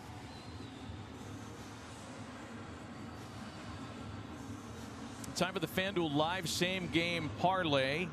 You can go number of pitches in this plate appearance of Dalen Lyle and the result of the plate appearance. Lyle has doubled and flied to left so far this afternoon. Takes a strike. Are we going more fastball this time through now for Sandy? Third time through the order. Is that a trend, or am I off on a tangent? Well, that's a pitch that he hasn't thrown at all. I mean, the inside fastball. I mean, that 2-seam fastball, when you're running it in and you're starting it on the inner half to a lefty and you have that much movement out over the middle of the plate, that's a pitch he probably could have gone to earlier.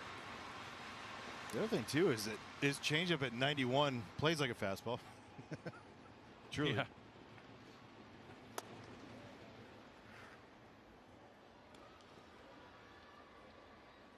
Ball and 2 strikes on Lyle. 23-year-old left fielder.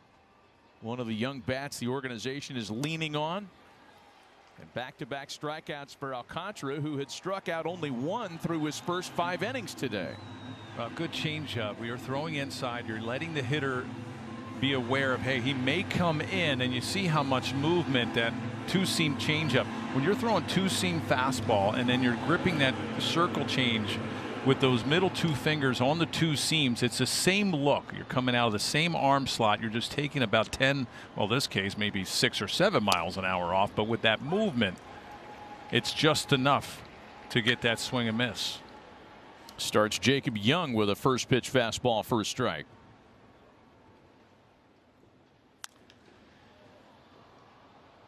Into the right field corner, chasing Stowers and making for a quick 1-2-3 top of the 6th. Still a 2-2 game in Miami. The Evergreens family. Welcome to the Teal Gala, a little resplendent color on Mother's Day. And certainly we have the Miami Dolphins to thank for the use of that particular shade in pro sports. Give me your favorite teal uniform. There's guys. only one. There's only one. San Jose Sharks, 1991. They came into existence when, living there. Born and raised in San Jose, favorite franchise I've ever been around. That's a hot uni. Come on, Go man. Dolphins, Hornets. The Sharks are, the 94, I think that was the first time we started switching up uniforms back in the day. I don't know about that teal. Let's just be honest here. The Pistons one's awful. The Islanders ones might be even worse. Tell us how you think, though. Tell us how you really feel. Kyle Stowers checks a swing. The Marlins teal's pretty sweet, though. I like the Marlins teal. They got the pinstripes, the old school back in the 90s. I like it. I'm glad they didn't go the hat, though. The old Charlie Huffs. Yeah, no. Threw the first pitch in franchise history back in 1993. That guy needs a mimosa. Wake up. Maybe stop the mimosas. See, there's the teal, the 97 World Series. Ball and 2 strikes, the count to Kyle Stowers, leading things off in the home 6th. 2 world championships within their first 11 years of existence. As Stowers beats that one foul. Well, the Marlins New City Connects, I dig those ones. Yeah, I like those too. That's they've grown on me because Yes. I like the old ones with the sugar canes. You like those? Yeah, because I love the representation of what it meant. I just wish they had the full red pants too. You got to go full. You got to go full send when you. Well, then you're looking at a softball unit. I just knew. So Stowers gets hit. Did he? Somebody must have gotten hit. Well, right on that back foot. Another sweep. And Stowers doesn't need that. He's had enough injuries in the beginning of the year. He didn't need another one. And there you see that front shoulder flies open. He's trying to backdoor that breaking ball. Flies open. He pulls that sweeper across. I mean, usually the term back foot breaking ball is meant to be a complimentary term as to the depth of that pitch, but that's a literal kind of interpretation there. And Kyle's aboard the tough way. I think those are the ones that hurt the most too, because you're not expecting it, right? On the back leg, those are the ones that you're just like, you're kind of fully relaxed and it hits you right. Oh, you get hit on the foot. Ask George Springer about how much that can do to you, man. That's knocked him out twice. Again? Yeah. This is where you steal a base. Get hit in the foot, steal a base. Stowers got no bags on one attempt this year, and a first pitch breaking ball misses to Jacob Marzi. That used to be the way for guys to get back at the pitcher instead of going out there, obviously getting suspended and doing that. They just, all right, middle infielder, you're getting flipped. When the Marlins scored their 2 runs in the first, the rally began with a leadoff walk. And previously, that was the only inning in which they had landed their leadoff hitter on base. And maybe Cavalli thinking about that too, keeping Stowers honest. This is what we talked about with Blake Butera right before the game. Use your eyes. If you could see that he's not landing that curveball, now he's really yanked it. Tried to go the third one right there for the first pitch, left it up. Yeah, this might be a good time for a mound visit. I mean, these are 3 pitches in a row that he's really flown open. He's getting late in the ball game. 84 pitches. Got to keep that front shoulder closed. Even that fastball, he really yanked. All right, that's 2 throws over to first base. We'll see what kind of license Stowers takes to try to run on a 2-0 count. You got to go, don't you? You just got to go. I know Stowers ain't Ricky Henderson, but he's a good athlete and he's got good speed. You got a free look here. Stays put. So the only reason why I would say no was because it was 2-0. Yeah, and Cavalli's struggling. He's struggling. Don't want to get him in there. And let's say Marcy ended up getting squaring one up, and now it's a double play ball. These are the ones that Omar Vizquel used to tell me best time to ever run, 3-0. Well, let's see if he has a green light here. Because guys are so worried about getting back into the zone, they're not even worried about it. It's like the afterthought of you at first base.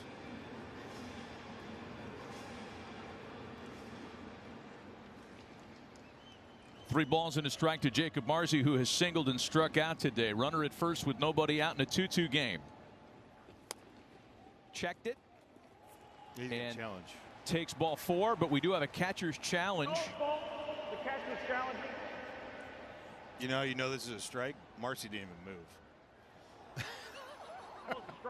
Plenty of the frame. It makes it a full count. You're right. He didn't. He went down to take the pad off like, I know you're going to challenge this. And I think Millis was a little delayed on actually calling it because he thought it was a for sure strike. Like, you see the hesitation that he had before that? Full count pitch. And that one hits him. Back-to-back hit batsman, and that didn't get a pad either.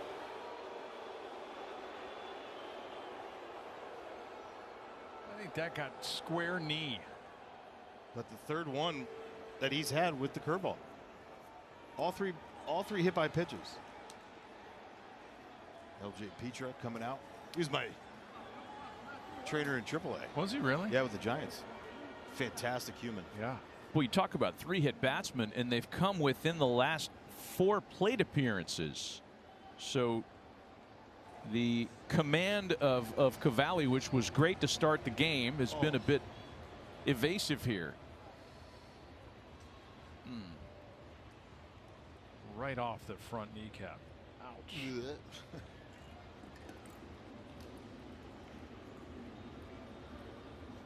I got hit a ton in my career. I don't think I ever took one off the kneecap. There we go. Football mentality. He's laughing. You're laughing because it's like you feel sick to your stomach when you get flush on those spots right there. Someone's got to break up that thought process, right? Someone's got to come out with a good joke. That's a type that lingers a little bit, just gets worse as the game goes on. You get hit in that knee. I've taken a few shots up the middle off the knee. So now if you're Christopher Morel and you're digging in knowing that 3 of the last 4 Marlins have been hit by a pitch. All lefties. You feel a little better. Yeah, I'm good. You're okay. I'm good. That ball's breaking away. Got it. Morel hitless with a couple of strikeouts today. 2 runners aboard for him with nobody out. Great opportunity here for the Marlins. He showed bunt. And see, this is the part where you go to what the guy is most successful with. Is he a guy that wants to get out early? No. By him getting out there and like punching at it. I'm going to just go ahead and judge that he hasn't bunted much in his career. No, and they may take that off after seeing that one. But his hands were so different right there, and that, like, just by watching his hands, you could tell exactly if he's going to bunt or not. 0-2. Whenever that barrel dips below the knob of the bat, you know it's not going to be good. Back-to-back hit batsman, 0-2 to Christopher Morel. That's in play on a chop. Oh, what are you? House to first. Boy, it looked like there was an opportunity for a little bit more than just the 1 out. That works in a sense like a sacrifice. 2nd and 3rd now with only 1 gone. So this is a great job by Brady House to go get it. But this is not knowing what you got to do with it. Did he have a good grip on it? He has to understand Nasim Nunez is going over there behind him. Did he even take a look? He did. It was a token look right there. But it was a token look. I mean, that's an easy play and get that lead runner at 3rd. Yeah, it was an auto look. But he looked with no intent. Infield in now for the Nationals. Second and third with one gone for Heriberto Hernandez, who has singled in 2 trips to the plate.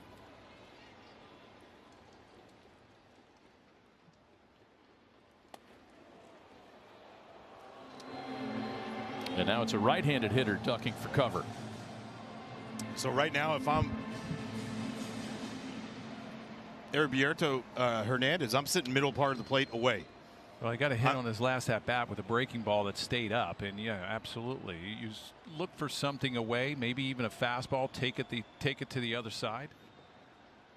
Let's see if Stowers over there goes on contact with 1 out. That's a great pitch. Now you think about it. I mean, like, look, you got to have the same mentality, right? There's the hitter in Kate Cavalli from college. Thinking about it, like, okay, I threw one up and in, ducking. He's going to be guaranteed. He's going to be diving out there over the plate, run one in his hands. Nicely done. Where do you go here? I'd stay in there. That was a bad hack, and you might be able to get a ground ball out of it.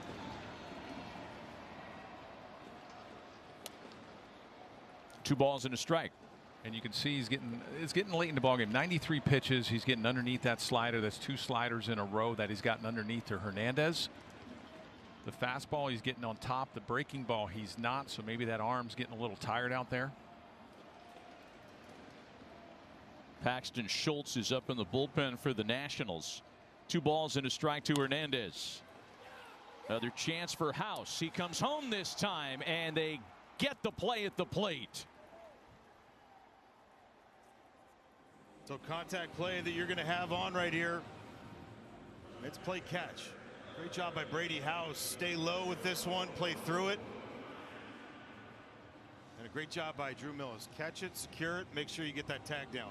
Yeah, not a good secondary lead from Stowers. There again, 1 out. They're always going on contact. This is a ball that's hit right in front of you to the third baseman. You would think that the runners would hold up, but because the percentages say, hey, make the players or make the defense make a play, you wind up getting it out at home.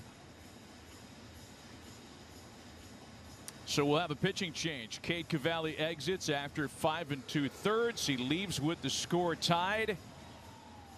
And we'll be right back. The Evergreens. He was really effective today. He'll exit with a tie score, but with 2 runners on board who are his responsibility, and he turns it over to the lefty P.J. Poulin, who'll face Joe Mack with 2 gone. Yeah, 20th game on the year for P.J. Poulin, 3.39. He's been an opener for them, so he's got 5 starts on the season as well. 1 for 3 save opportunities. Not one of those, but 4 for 7 inherited runners. Washington has 1 remaining challenge. 1 left, yes, sir. Yep. Good call. Thanks. Last 2 challenges have missed. Oh, he heard he was on the PA, Drew. How about that? Yeah, good call. Butter up the umpire a little bit. That's Why right. not? Ball and no strikes to count to Joe Mack. I always think it dials up the intrigue of the challenge when a catcher challenges a pitch when the other catcher is the batter. You know, let's see who saw that better. 2 balls and no strikes to count to Mack.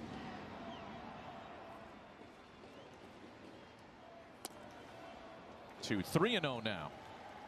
Yeah, this is a common theme, though. I mean, the 20 times that he's been on, 10 first batters have reached against him. 5 by walk. Poulin is a guy who has earned his keep a lot of years at the minor league level. 29-year-old veteran lefty by virtue of the minor league innings, and a strike makes it 3-1. It's been the issue, right, Kevin? The bullpen. Bullpen 26th in baseball in ERA. The walks are up. Not a lot of swing and miss. Last in inherited runner scoring. And it's been an issue. They've gone through stretches early on where they've been good as a whole. 3-1 to Mack.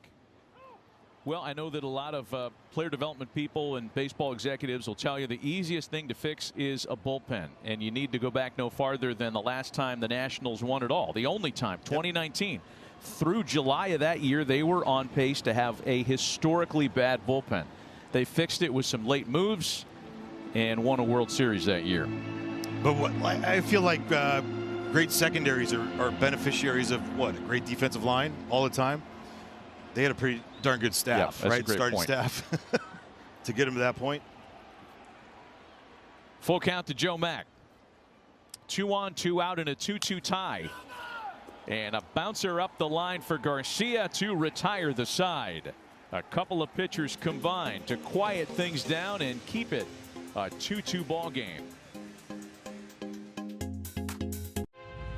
The field, Major League Baseball annually providing needed funds for breast cancer research on a day like today. And a good feel-good day in our sport for sure. We do have a pitching change on the other side as well. Calvin Fauché takes over for Sandy Alcantara in a 2-2 game, top half of inning number 7. Now you see the numbers for Fauché, the 12 walks in 14 innings. That has been his Achilles heel. He does have 1 save. He was our closer for most of the year last year. And then they acquired Fairbanks, who's been on the IL the last 10 to 15 days. He'll come off on the next trip, from what I understand. But the Marlins will just mix and match. There's not really a set 9th inning guy now that Fairbanks went on. Bottom of the order here for the Nationals in the 7th. In a 2-0 count to Yorbit Vivas. Vivas, Millis, and Nunez here for the Nats. Yeah, not a high extension guy at all. Like really back there, like good cutter though. Short cutter. Fauché unscored upon in his last 5 appearances. Most recently Thursday against the Orioles, so he's had kind of a quiet weekend in this series until today. He's got a good heater, mid to upper 90s, 95 to 96. He's got a good slider. He throws that cutter quite often. He'll backdoor it against lefties. And a real late timeout call by Joe Mack. Pitch clock. Saved him a ball.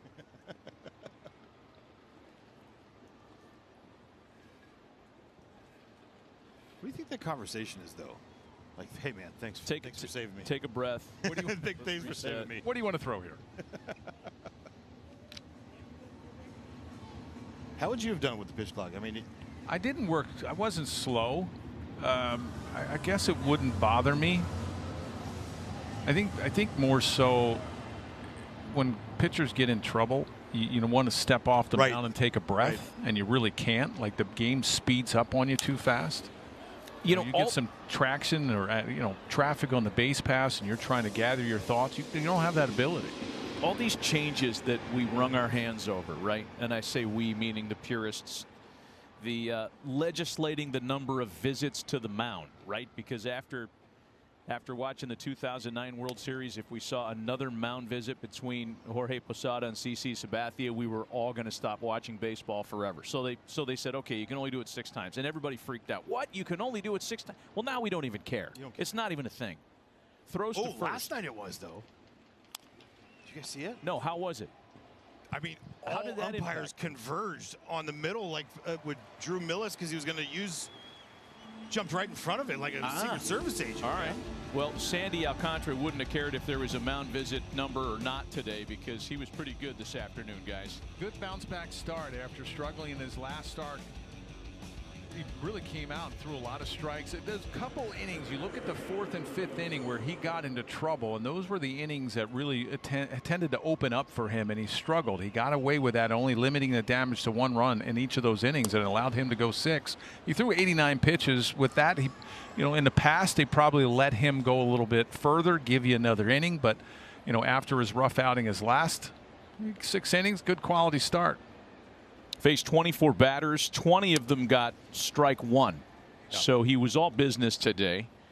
Neither starter's going to factor in the decision this afternoon, and it's 2 balls and no strikes to Drew Millis. Only 10 swing and misses, but I feel like every ball that they swung at, they really did put in play, right? Just for the most part, softly. 3-0 now.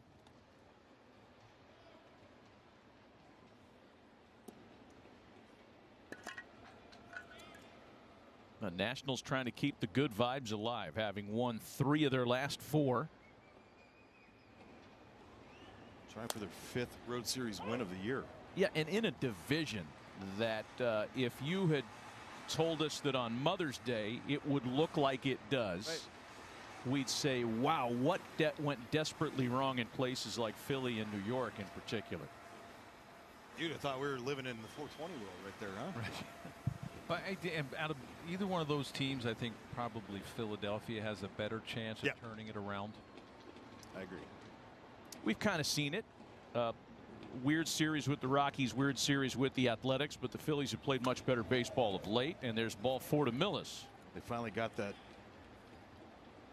homer barrage from Alec Boehm last night, too, and then they got Kyle Schwarber and Bryce Harper leading off the first inning today against the Rockies with back-to-back homers. Right. You get Wheeler back, you get that rotation in line. They really came in here. They won 3 out of 4 against the Marlins. Really looked like the Philadelphia Phillies that you expected. Nasim Nunez now with 1 out and 1 on. You mentioned Bryce homering, and I think if you ask Bryce Harper about Mother's Day memories, I don't know that he'll go to this one immediately, but I sure do. It was on Mother's Day 10 years ago when Joe Madden walked him 3 times. Joe was managing the Cubs. That's right. Kind of put him in a tailspin, though. It did. For a while. It messed him up. It was a really weekend where they just walked. It was a 4-game series, and they just walked him the whole time. And he had a hard time getting out of that. Ball and a strike to count to Nasim Nunez. Late on a cutter, and it's a ball and 2 strikes to him now. Boy, if the Nationals could figure out a way to get this guy on base a little bit more frequently, we've already seen the game-changing speed today alone. Franny, you watch it every day. He can fly. He can fly. And he's got good instincts. And one today, just unfortunate that it happened. On the ground for Edwards to Lopez. Back to first, and despite the speed of Nasim Nunez, they do turn the double play. 7th inning stretch on Mother's Day in a 2-2 ball game in Miami. Score big on authentic gear at MLBshop.com, from official hoodies and jerseys and memorabilia to hats and more. We've got the season covered. Scan the QR code or visit MLBshop.com, the official source for your favorite team gear. Among the things you could get at the MLBshop.com website, a bobblehead for your favorite team. John Fanta. That's exactly right. Matt Vasgersian, the largest public display of bobbleheads, well, in the world, is right here at Lone Depot Park. We've got several players, World Series champions, and you've got celebrities. George Costanza, it's not you, it's me. His bobblehead's here. Yeah, Bob Costas, you just saw him, the Hall of Famer. He's enshrined into this wonderful bobblehead museum, which came in 2012 with this ballpark and has hung around since. It has become one of the best places to see around here, the best attraction perhaps inside this beautiful ballpark. I am surrounded by legends. I just want to know when the Matty V bobblehead is going to show up at some point. Yeah, no, if we ever get to that point, John, the thing will have disintegrated to the point where no one will be concerned. I saw the Costanza bobblehead, by the way. He's actually under the desk. That is fantastic. Snoopy's in there, too. We saw that one last night. By the way, that's a motorized, like, they're motorized boards, so they keep them moving. That's smart. See, there it is. There it is. So good. That is so good. Now, is that all Marlins based? No, that one's the Yankees one. Well, there's an Aaron Judge one in there, so, you know. Interesting. So many snowbirds down here from the Northeast. It's everybody's bobblehead museum. Costanza sleeping under George Steinbrenner's desk. Fabulous. Orlando Ribalta is the new pitcher for the Marlins. Looking forward to watching this big kid throw, Franny. We understand he is a big, hard thrower, and the velo does not disappoint. No, it's been coming in, too. Like, they sent him back down early in the year because they want him to throw harder. Like, take advantage of this. 6th game that you're going to see. Gave up a run last time, but came in a base-loaded situation, tie ball game against the Twins, and punched out Byron Buxton. They brought him out for the next inning. Couldn't get through it, but it's big-time stuff. Better in leverage this year. 6'7", 245.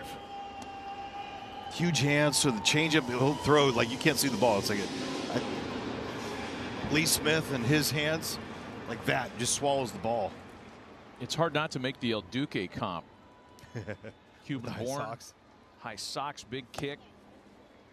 2 balls and a strike to Javier Sanoa. Yeah, drafted out of Miami-Dade Community College. After Sanoa, top of the order, Edwards and Hicks getting into the troubling part of the Marlins lineup. Perhaps one last time. At least the Nationals hope it's one last time. Chopper. Sanoa trying to leg it out. House makes the play and gets him by a step and a half.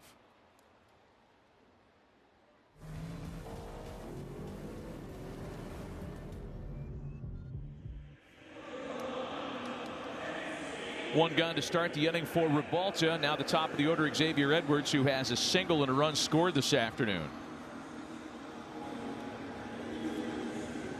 Why does it feel like he's the most important right now? Just to get him out. If you're the Nats and if you're the Marlins, getting him on there, get some action going. Yeah, keep him off base is exactly what the Nationals love to do for the Marlins. You have House coming in, the third baseman, trying to take away that bunt. Let's see if you can take advantage of that big 6'7" frame and get one of these base stealers, these speedsters on base, make things happen. Marlins really haven't had an opportunity to run today, and quickly Edwards is behind 0-2. Team that leads Major League Baseball in stolen bases. There's that changeup you were talking about. That's pretty nasty. Especially like you pair it up with that first pitch slider in. There's that big crisscross. As a hitter, your eyes are taking you everywhere with all the movement going on.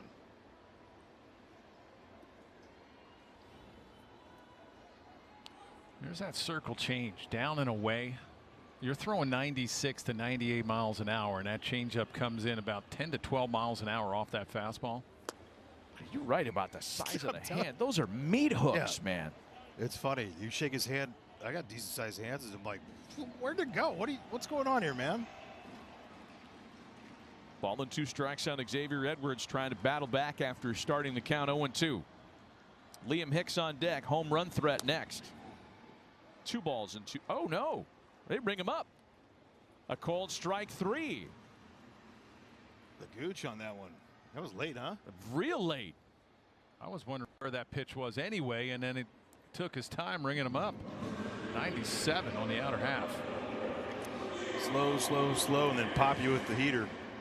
Look, Drew Millis and Keibert Ruiz this year have turned themselves into, with the work of Bobby Wilson, who's come on board as the catching instructor. They went from worst to one of the top 5 in the game as far as stealing strikes this year and keeping strikes. How about that? More importantly.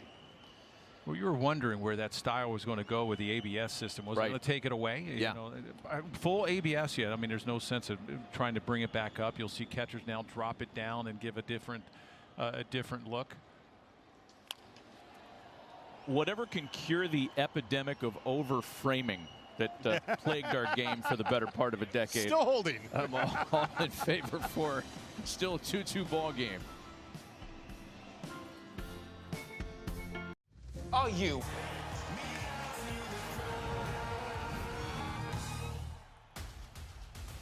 Good one tonight on Sunday Night Baseball, live on Peacock and NBCSN. Battle in the AL Central between the Tigers and the Royals. We're a division where everybody's drawing live. Eric Hosmer will be in the booth with a cast of thousands. Andy Dirks, Jason Benetti. Good luck getting in the middle of the Dirks-Benetti vibe. These guys call Tigers games, and they have a thing going. Go get them, Haas. Yeah, enjoy. Just enjoy the ride. That'll be a lot of fun, actually. Adam Ottavino in the booth. Dexter Fowler tonight on NBCSN and on Peacock. Top of the order, James Wood, Luis Garcia, Brady House here for the Nationals in a still 2-2 tie, top of the 8th.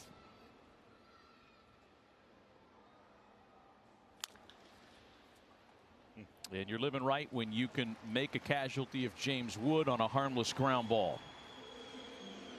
Falling behind. That was a good pitch. A cutter on the outside corner. Woods tried to pull that ball. A little ground ball to first. There you see the frustration on his face. It's because he knows that way. I mean, he launches balls like righties do, like the big power hitter righties do to left center. One gone for Luis Garcia, who has doubled and tripled today. He's scored a run and driven in another. right in the middle of the 2 runs for the Nationals. These two teams won't see one another again until June. And again, in a really kind of hard to figure NL East, who knows what the division's going to look like by the time they meet once again. Well, you know the Braves are going to be up top. They've just put themselves in a great spot. How about the Spencer Strider last night? It was nasty again against the Dodgers. Getting him back, you know, Cunha coming back off the IL, get him back. I mean, they're a team that probably has been a big surprise in the East. The start that they've gotten out to. 100%. Number one, all the pitching they lost in spring training. 2 balls and a strike to Garcia. Raisel Iglesias goes down early, but we don't worry, we signed Robert Suarez in the offseason. Right. Michael Harris is taken off. That guy's a baller. Sharply hit to second base for Edwards. And a couple of ground ball outs here in the 8th.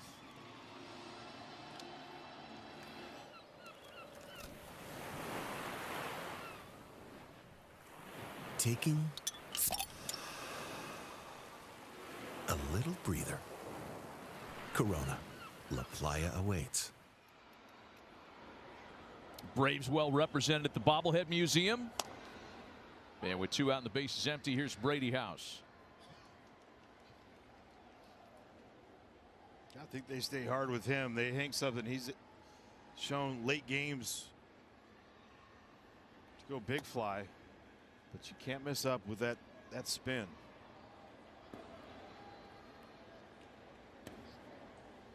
Ball and a strike to House, who's hitless so far today. Jam shot and a roller to shortstop that Lopez handles. 3 ground balls make for a breezy top of the 8th. Still tied in Miami. The Evergreens family vacation started with Expedia. Dad knew his crew needed peace and quiet, so he booked a vacation home big enough for everyone. Great, right? MLB, according to CC, clubhouse stories, unfiltered conversations about what's happening around the league. CC will let it rip. New episodes with CC and Ahmed Fareed drop every Wednesday on NBC Sports Now, NBCSN, YouTube, and wherever you get your podcasts.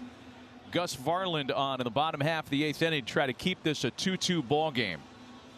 Yeah, 16th game on the year, 14 2/3. He's the older brother of Louis Varland, now the closer. By the way, he got his first career save against Milwaukee.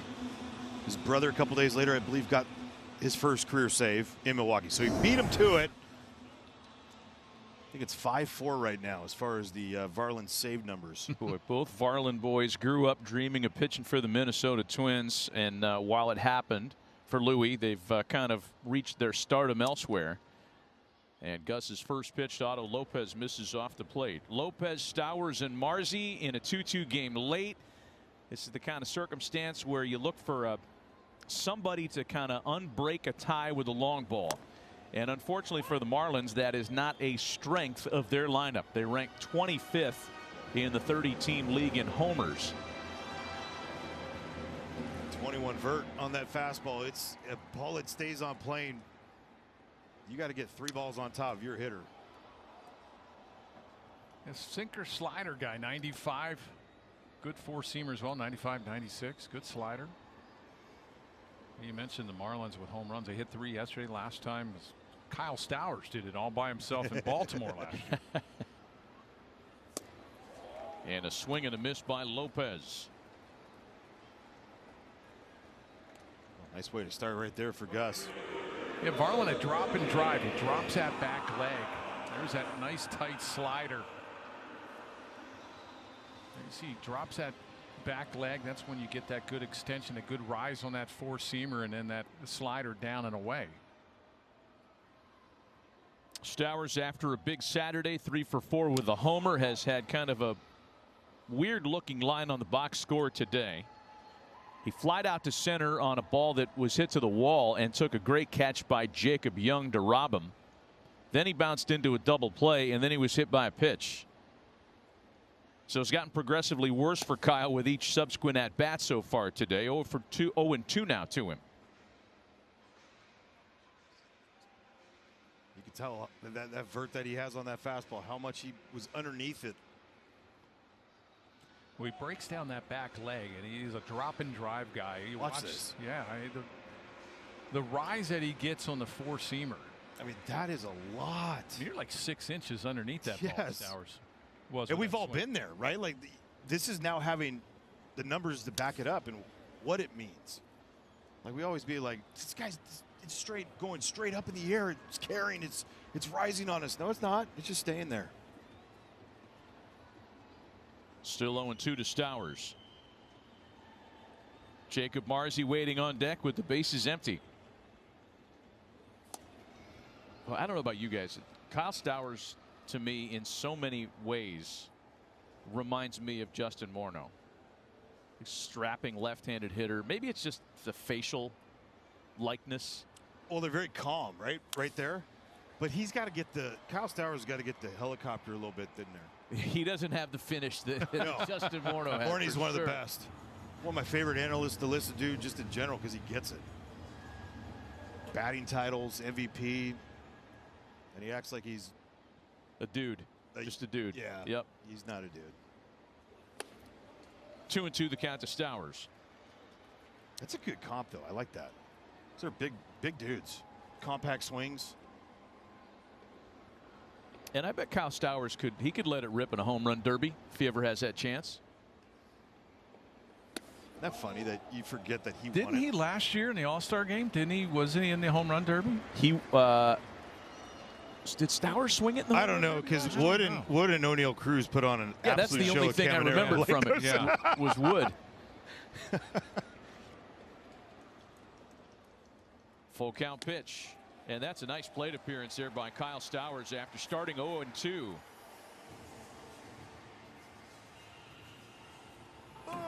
That's a winner. I didn't think you was a baseball fan, Blake. Come on, I love homers, and this little bad boy lets me pick one for free every day of the week. I can make a pick for Moonshot Monday, Tater Tuesday, Walk-Off Wednesdays, Thumper Thursdays, Four-Bagger Fridays.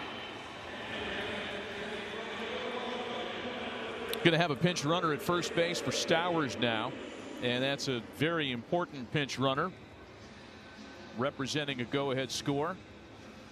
Esteury Ruiz. He's got 3 bags so far in the series. 6 for 6 on the year. If he steals second, he's going to steal third. I mean, if you're going to have a guy who's like a Charlie Finley designated runner type player on your roster, taking up a man on the 26, this is a time to deploy that weapon for sure. Ruiz can fly. Ball and no strikes to Jacob Marzi. He's really getting underneath this one. Those are not close misses. Stowers was in the swing off in the All-Star game. Oh, that's what it was. Yeah. He went to swing off, and then Kyle Schwarber decided that no big deal. Yeah. Kind of like that. That was awesome. You guys have some fun. I'll hit 3 homers to end the night for everybody. Oh, good pick. Ooh. Closer than I thought it should have been. Lefty first baseman, maybe you get this one, right? But I mean, Louis did a good job letting that travel. Eric Hosmer on the call today, he would add that. Anthony Rizzo. Those two are the best taggers over at first. You're right. Real close. And Garcia is one of the first basemen to play closer to the bag when runners are at first. You see a lot of them. They're off about 2 feet from up the line towards second base. They try to tag the backside instead of the hand. And I just can't wait to see Ruiz's lead on this one. Yeah, that's a big lead right there. He's going to be halfway to second base. Already 2 disengagements.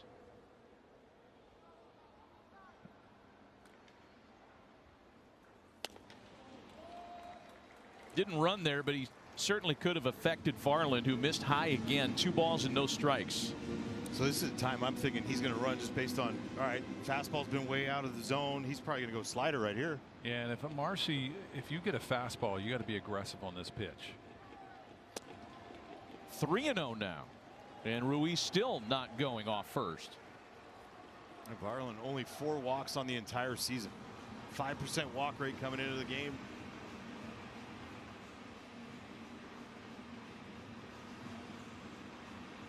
I'm telling you, a 3rd attempt over there and he's dead. Oh, I agree. But pitchers are just so reluctant to giving it up. There he goes. Huge lead. No throw down by Millis. Doesn't matter on ball 4. So interesting. A guy who, as Franny points out, is always really around the plate, loses a guy on a 4-pitch walk. Back-to-back walks that put runners at first and second with 1 gone. Well, sometimes being a drop and drive guy, you'll have a tendency to let that ball go up in the zone. You don't stay back, and you're not breaking your hands where you should. If you're staying back over the rubber as a drop and drive guy, you can still get that 4-seamer up in the zone, but you'll throw strikes. Anything that you're drifting towards the plate, you'll see the ball go up in the zone.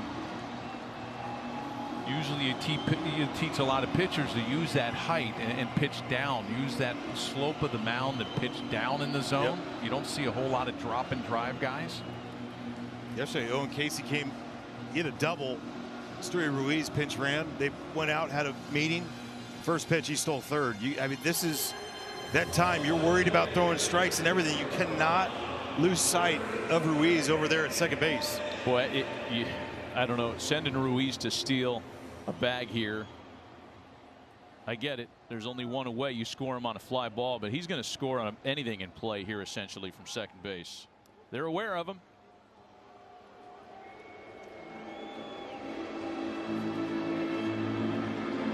Christopher Morel is 0 for 3 today. A non-starter in game 2 of the series yesterday afternoon. I think Garcia forgot the outs. I saw him crash there on that pickoff. I'm like, oh, wait a minute, it's 1 out. What are you crashing for a bunt? There's no sacrifice here. I don't know. I didn't see that, Jeff. No, that time that's because they told him to move back. Say, hey, it's 1 out. There's not going to be a sacrifice. Nope, didn't see it. We saw you not see it because you're just shaking your head. Yeah. There they go. Throw goes down to second base, and everybody's safe.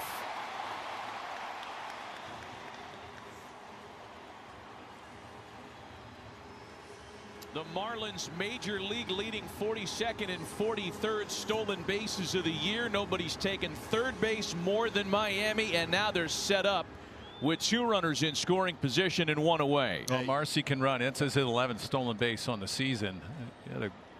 2 guys on the base pass that can motor on that double steal. Infield in for Washington.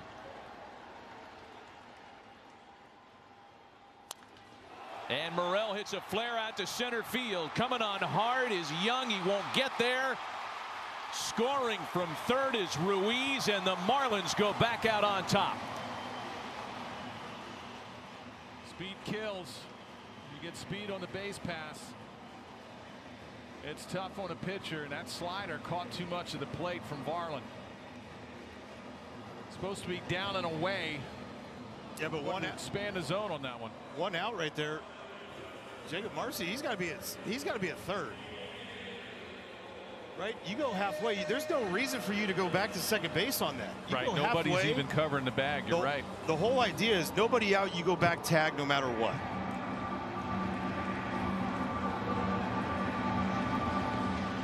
But the lead, not the leadoff walk, but just the walks in general, they kill you. First and second with a run in. Still only 1 away now for Heriberto Hernandez.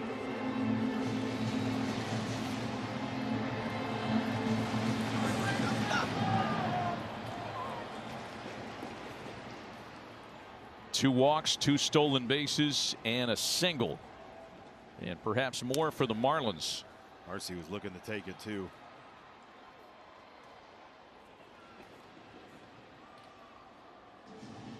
If you're Varland, you got to give a couple looks back to second. You just can't give one and then turn your head. The runner at second will pick that up. You get into a pattern. As soon as you turn that head to pick up home plate, it'll wind up running.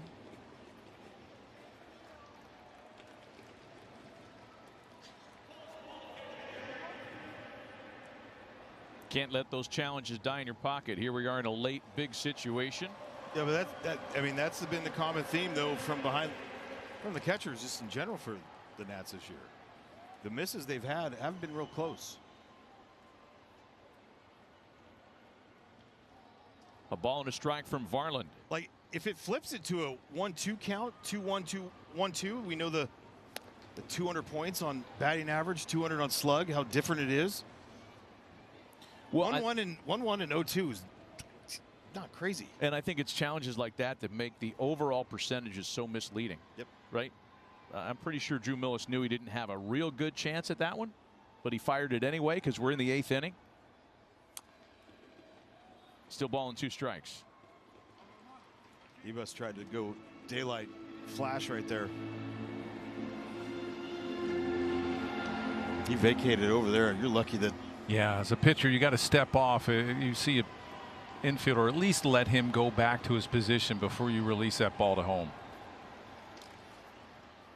He's going. They're both going. You can just see it. He's just gotten that move. Again, the whole thing is, right, like this is what we were taught as middle infielders, trying to get that, making sure that their feet stop, right? And it's on you as a middle infielder, but also the pitcher. As a pitcher, you got to make sure those guys on the base pass stop their feet, especially at second, and give them a couple looks. Don't just look once and then all of a sudden you're going and then you deliver to the plate. You got to look back and forth.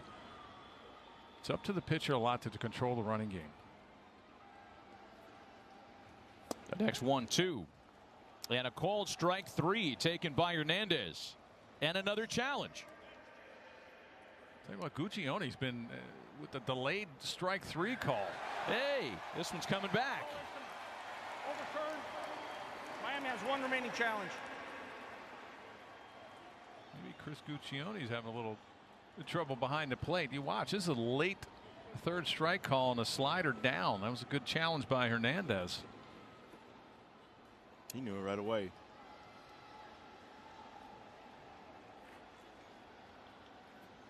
Two balls and 2 strikes. Runners go again. Throw down to third base, not in time. A second double steal this inning.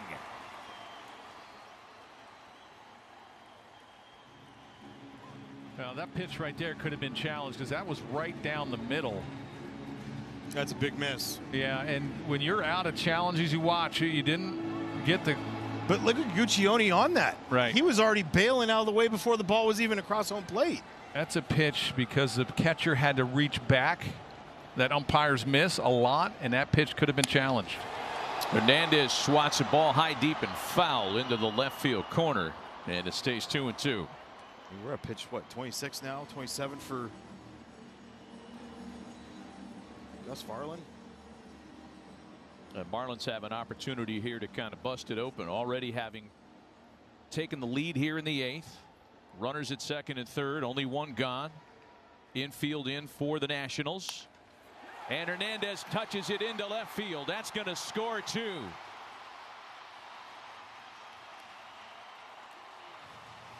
Biggest lead of the afternoon for Miami. 5-2 Marlins. Great at bat right there by Hernandez. A 9-pitch at bat. He gets a breaking ball up after that challenge. He could have been rung up twice in that at bat. The challenge brought him back to the 2-2 count. He kept battling. And again, speed makes a difference for the Marlins. That's an outstanding piece of hitting. Base hit, 2 RBIs. And on the National side, I mean, a big part of this has to be, why did you go with the ABS challenge on that second pitch? Seriously. 3 in the Marlins half of the 8th. The pitching change for Washington. We'll be right back.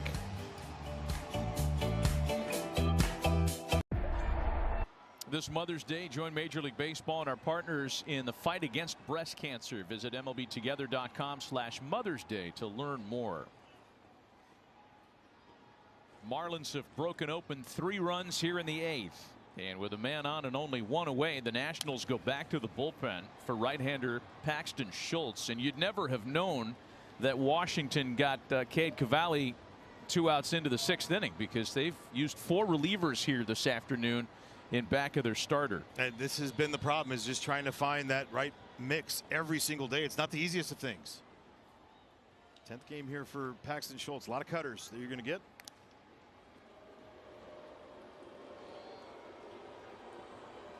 Schultz joined the Nationals as a waiver claim off the Toronto Blue Jays roster rather late into the winter. And kind of a rough outing for Gus Varland, leaving with 3 runs on the board and a man aboard. 2 walks, 4 stolen bases, and 3 ABS challenges this inning alone, guys. Yeah. I still think that the stolen bases were self-inflicted too. Right, like you were saying, like take the chance, right, with that 3-1 pitch to maybe get that 3rd disengagement. Counts a ball and 2 strikes on Joe Mack. And you look at the ABS challenge by Hernandez. I mean, that set the tone right there. You had one by the catcher that was way off, that shouldn't have been close, by Millis, and that cost him. That could have been a strike 3. Maybe it changes the inning right there.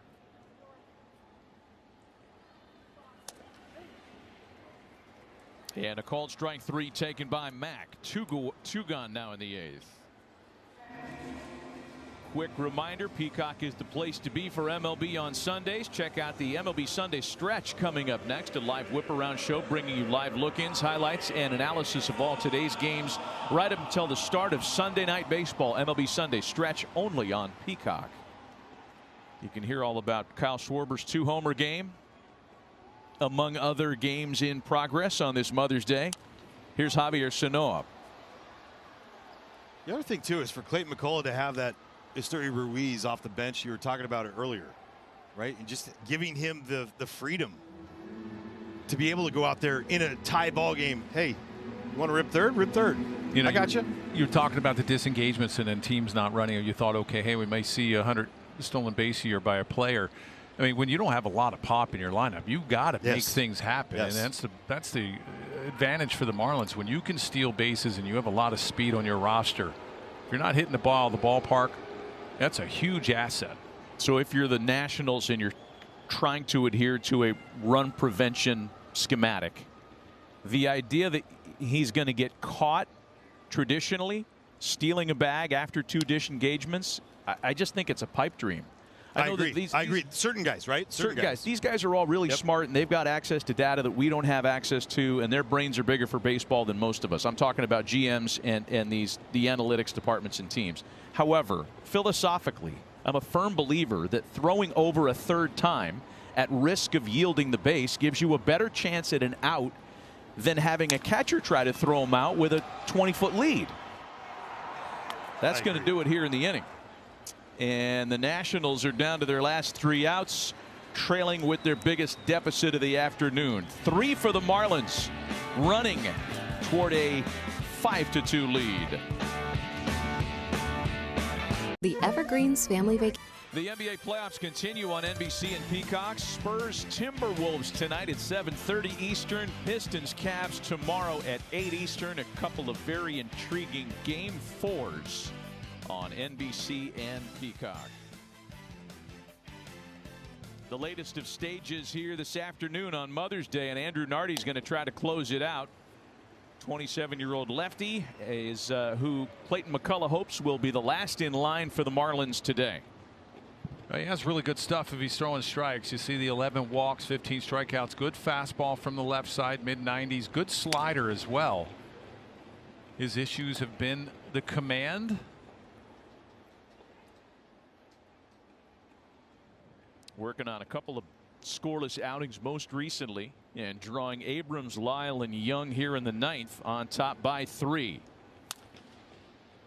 CJ slices that one into the corner, foul and out of play.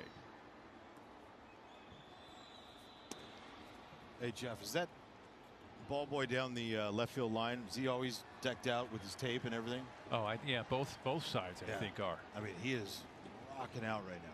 Taping the wrist just in case he has to. We need him to get him to sit hit. down one time. Though. It's not the show's not on him. I mean, you never know when they're going to need you. Tape him up. That's it. It's bright in here. A little sun. Also, you never know when you're going to need to get out of town on a chopper. Never know. Swagged out. Got the tattoos. He rocks out. 2 balls and 2 strikes to CJ Abrams. Yanked foul the other way.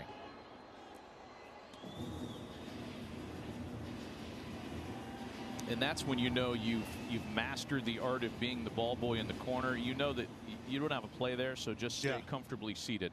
Well, that's the question. By the look, you're probably saying this guy can't catch a lick. Is he awake?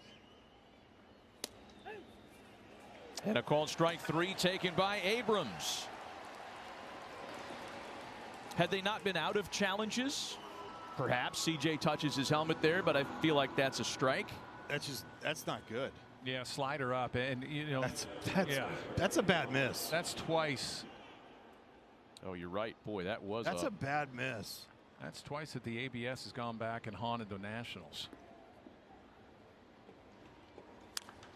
Washington down to their final 2 outs. Lyle with a ball into the corner and just out of play and out of reach for Ruiz. This is a guy for Dale and Lyle looking for his first triple of the year. Had 11 last year, tied the Nats single season record with Trey Turner. Remember his walk-off, not a walk-off, but his go-ahead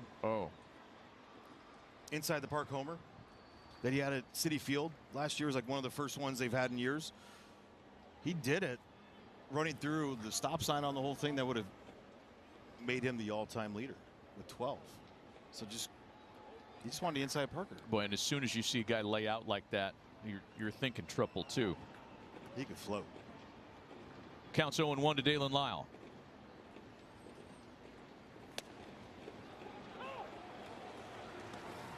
And there's another one where they're bemoaning their lack of ABS challenges. It's not even close. No, they're way out of the zone and up.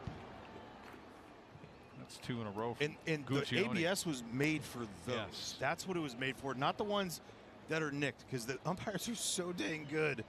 You get to see it on some of the challenges.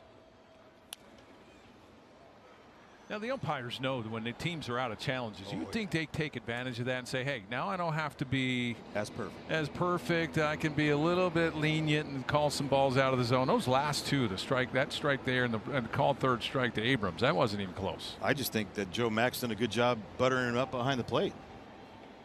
Still 0-2 to Dalen Lyle. And there's a base hit. Went out and hooked a breaking ball into right field. So a runner aboard with 1 away. And the Nationals hoping for a little late love here before they get back on the plane, headed to Cincinnati next. Marlins also traveling after this one today, off to Minnesota to begin a road trip. And here's Jacob Young. Check that weather yet? It's going to be chilly. I didn't pack a jacket either. Fastball taken for a strike. You get teased down here. You get in the high 80s, 90s, and up in the Northeast a little bit. You get teased. Have a couple 70, 80-degree days, and then it'll slap you right in the face on a 50-degree day. I think it's going to be high 40s, 50s. It's awesome. Game time in Minnesota. It's springtime in the where's the Metrodome? Cities. Bring back the Metrodome. Where's the Metrodome? I mean, you had 10 inches of snow in Denver just the other day. It's May. What are we doing? 2 balls and a strike to Jacob Young.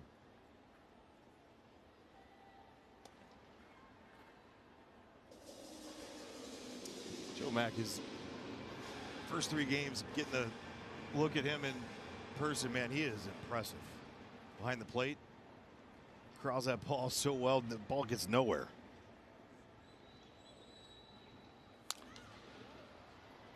Two balls and 2 strikes. Well, beyond the trip to Minnesota, Nelly, you won't need your cold weather gear on the other side of the state. Headed to Tampa. In fact, Sunday leadoff will have the Marlins and the Rays a week from today, and then home for the Braves and the Mets right in the heart of the division next week. Now, this would be a big win for the Marlins. Tough homestand for them after losing 3 of 4 from the Phillies and then 2 of 3 from Baltimore. This would be a big series win heading on that road trip.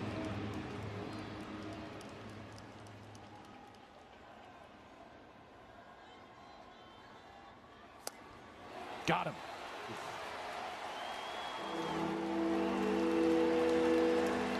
Nationals down to their last out this afternoon. Good changeup from Nardi. That's a pitch that he doesn't use a whole lot. That might be it. That changeup was. He doesn't use that. Filthy. Not a whole lot. It's a my. fastball slider. What in the Tony La Russa is going on now?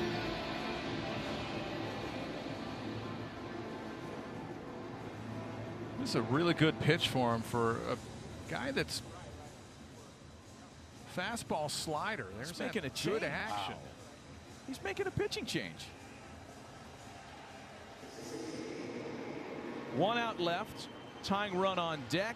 A pitching change in the top of the 9th. NBC televised the very first WNBA telecast, June of 1997. Hannah Storm and Ann Myers, Mike's side. Nice. Caitlin Clark's back this year. Here we go. Well, with 2 out and a runner aboard in the 9th in a 3-run game, the Marlins make a pitching change, and it's Josh Eknes looking to finish things out here against a pinch hitter, Curtis Mead. Strike 1. Why the change, Nelly? I couldn't tell you. You know, they maybe Nardi hasn't had a save. This will be Eknes's first big league save. I couldn't tell you. He's got a good fastball. That's a good question. I mean, we played the guessing game, and I guess Clayton McCullough felt like Mead was going to hit, and the pinch hitter wasn't announced yet. No, so I don't see it. I don't get it either, but it feels like it's going to work out for the Marlins anyway. They're a strike away from making it work out. It's 0-2 to Curtis Mead.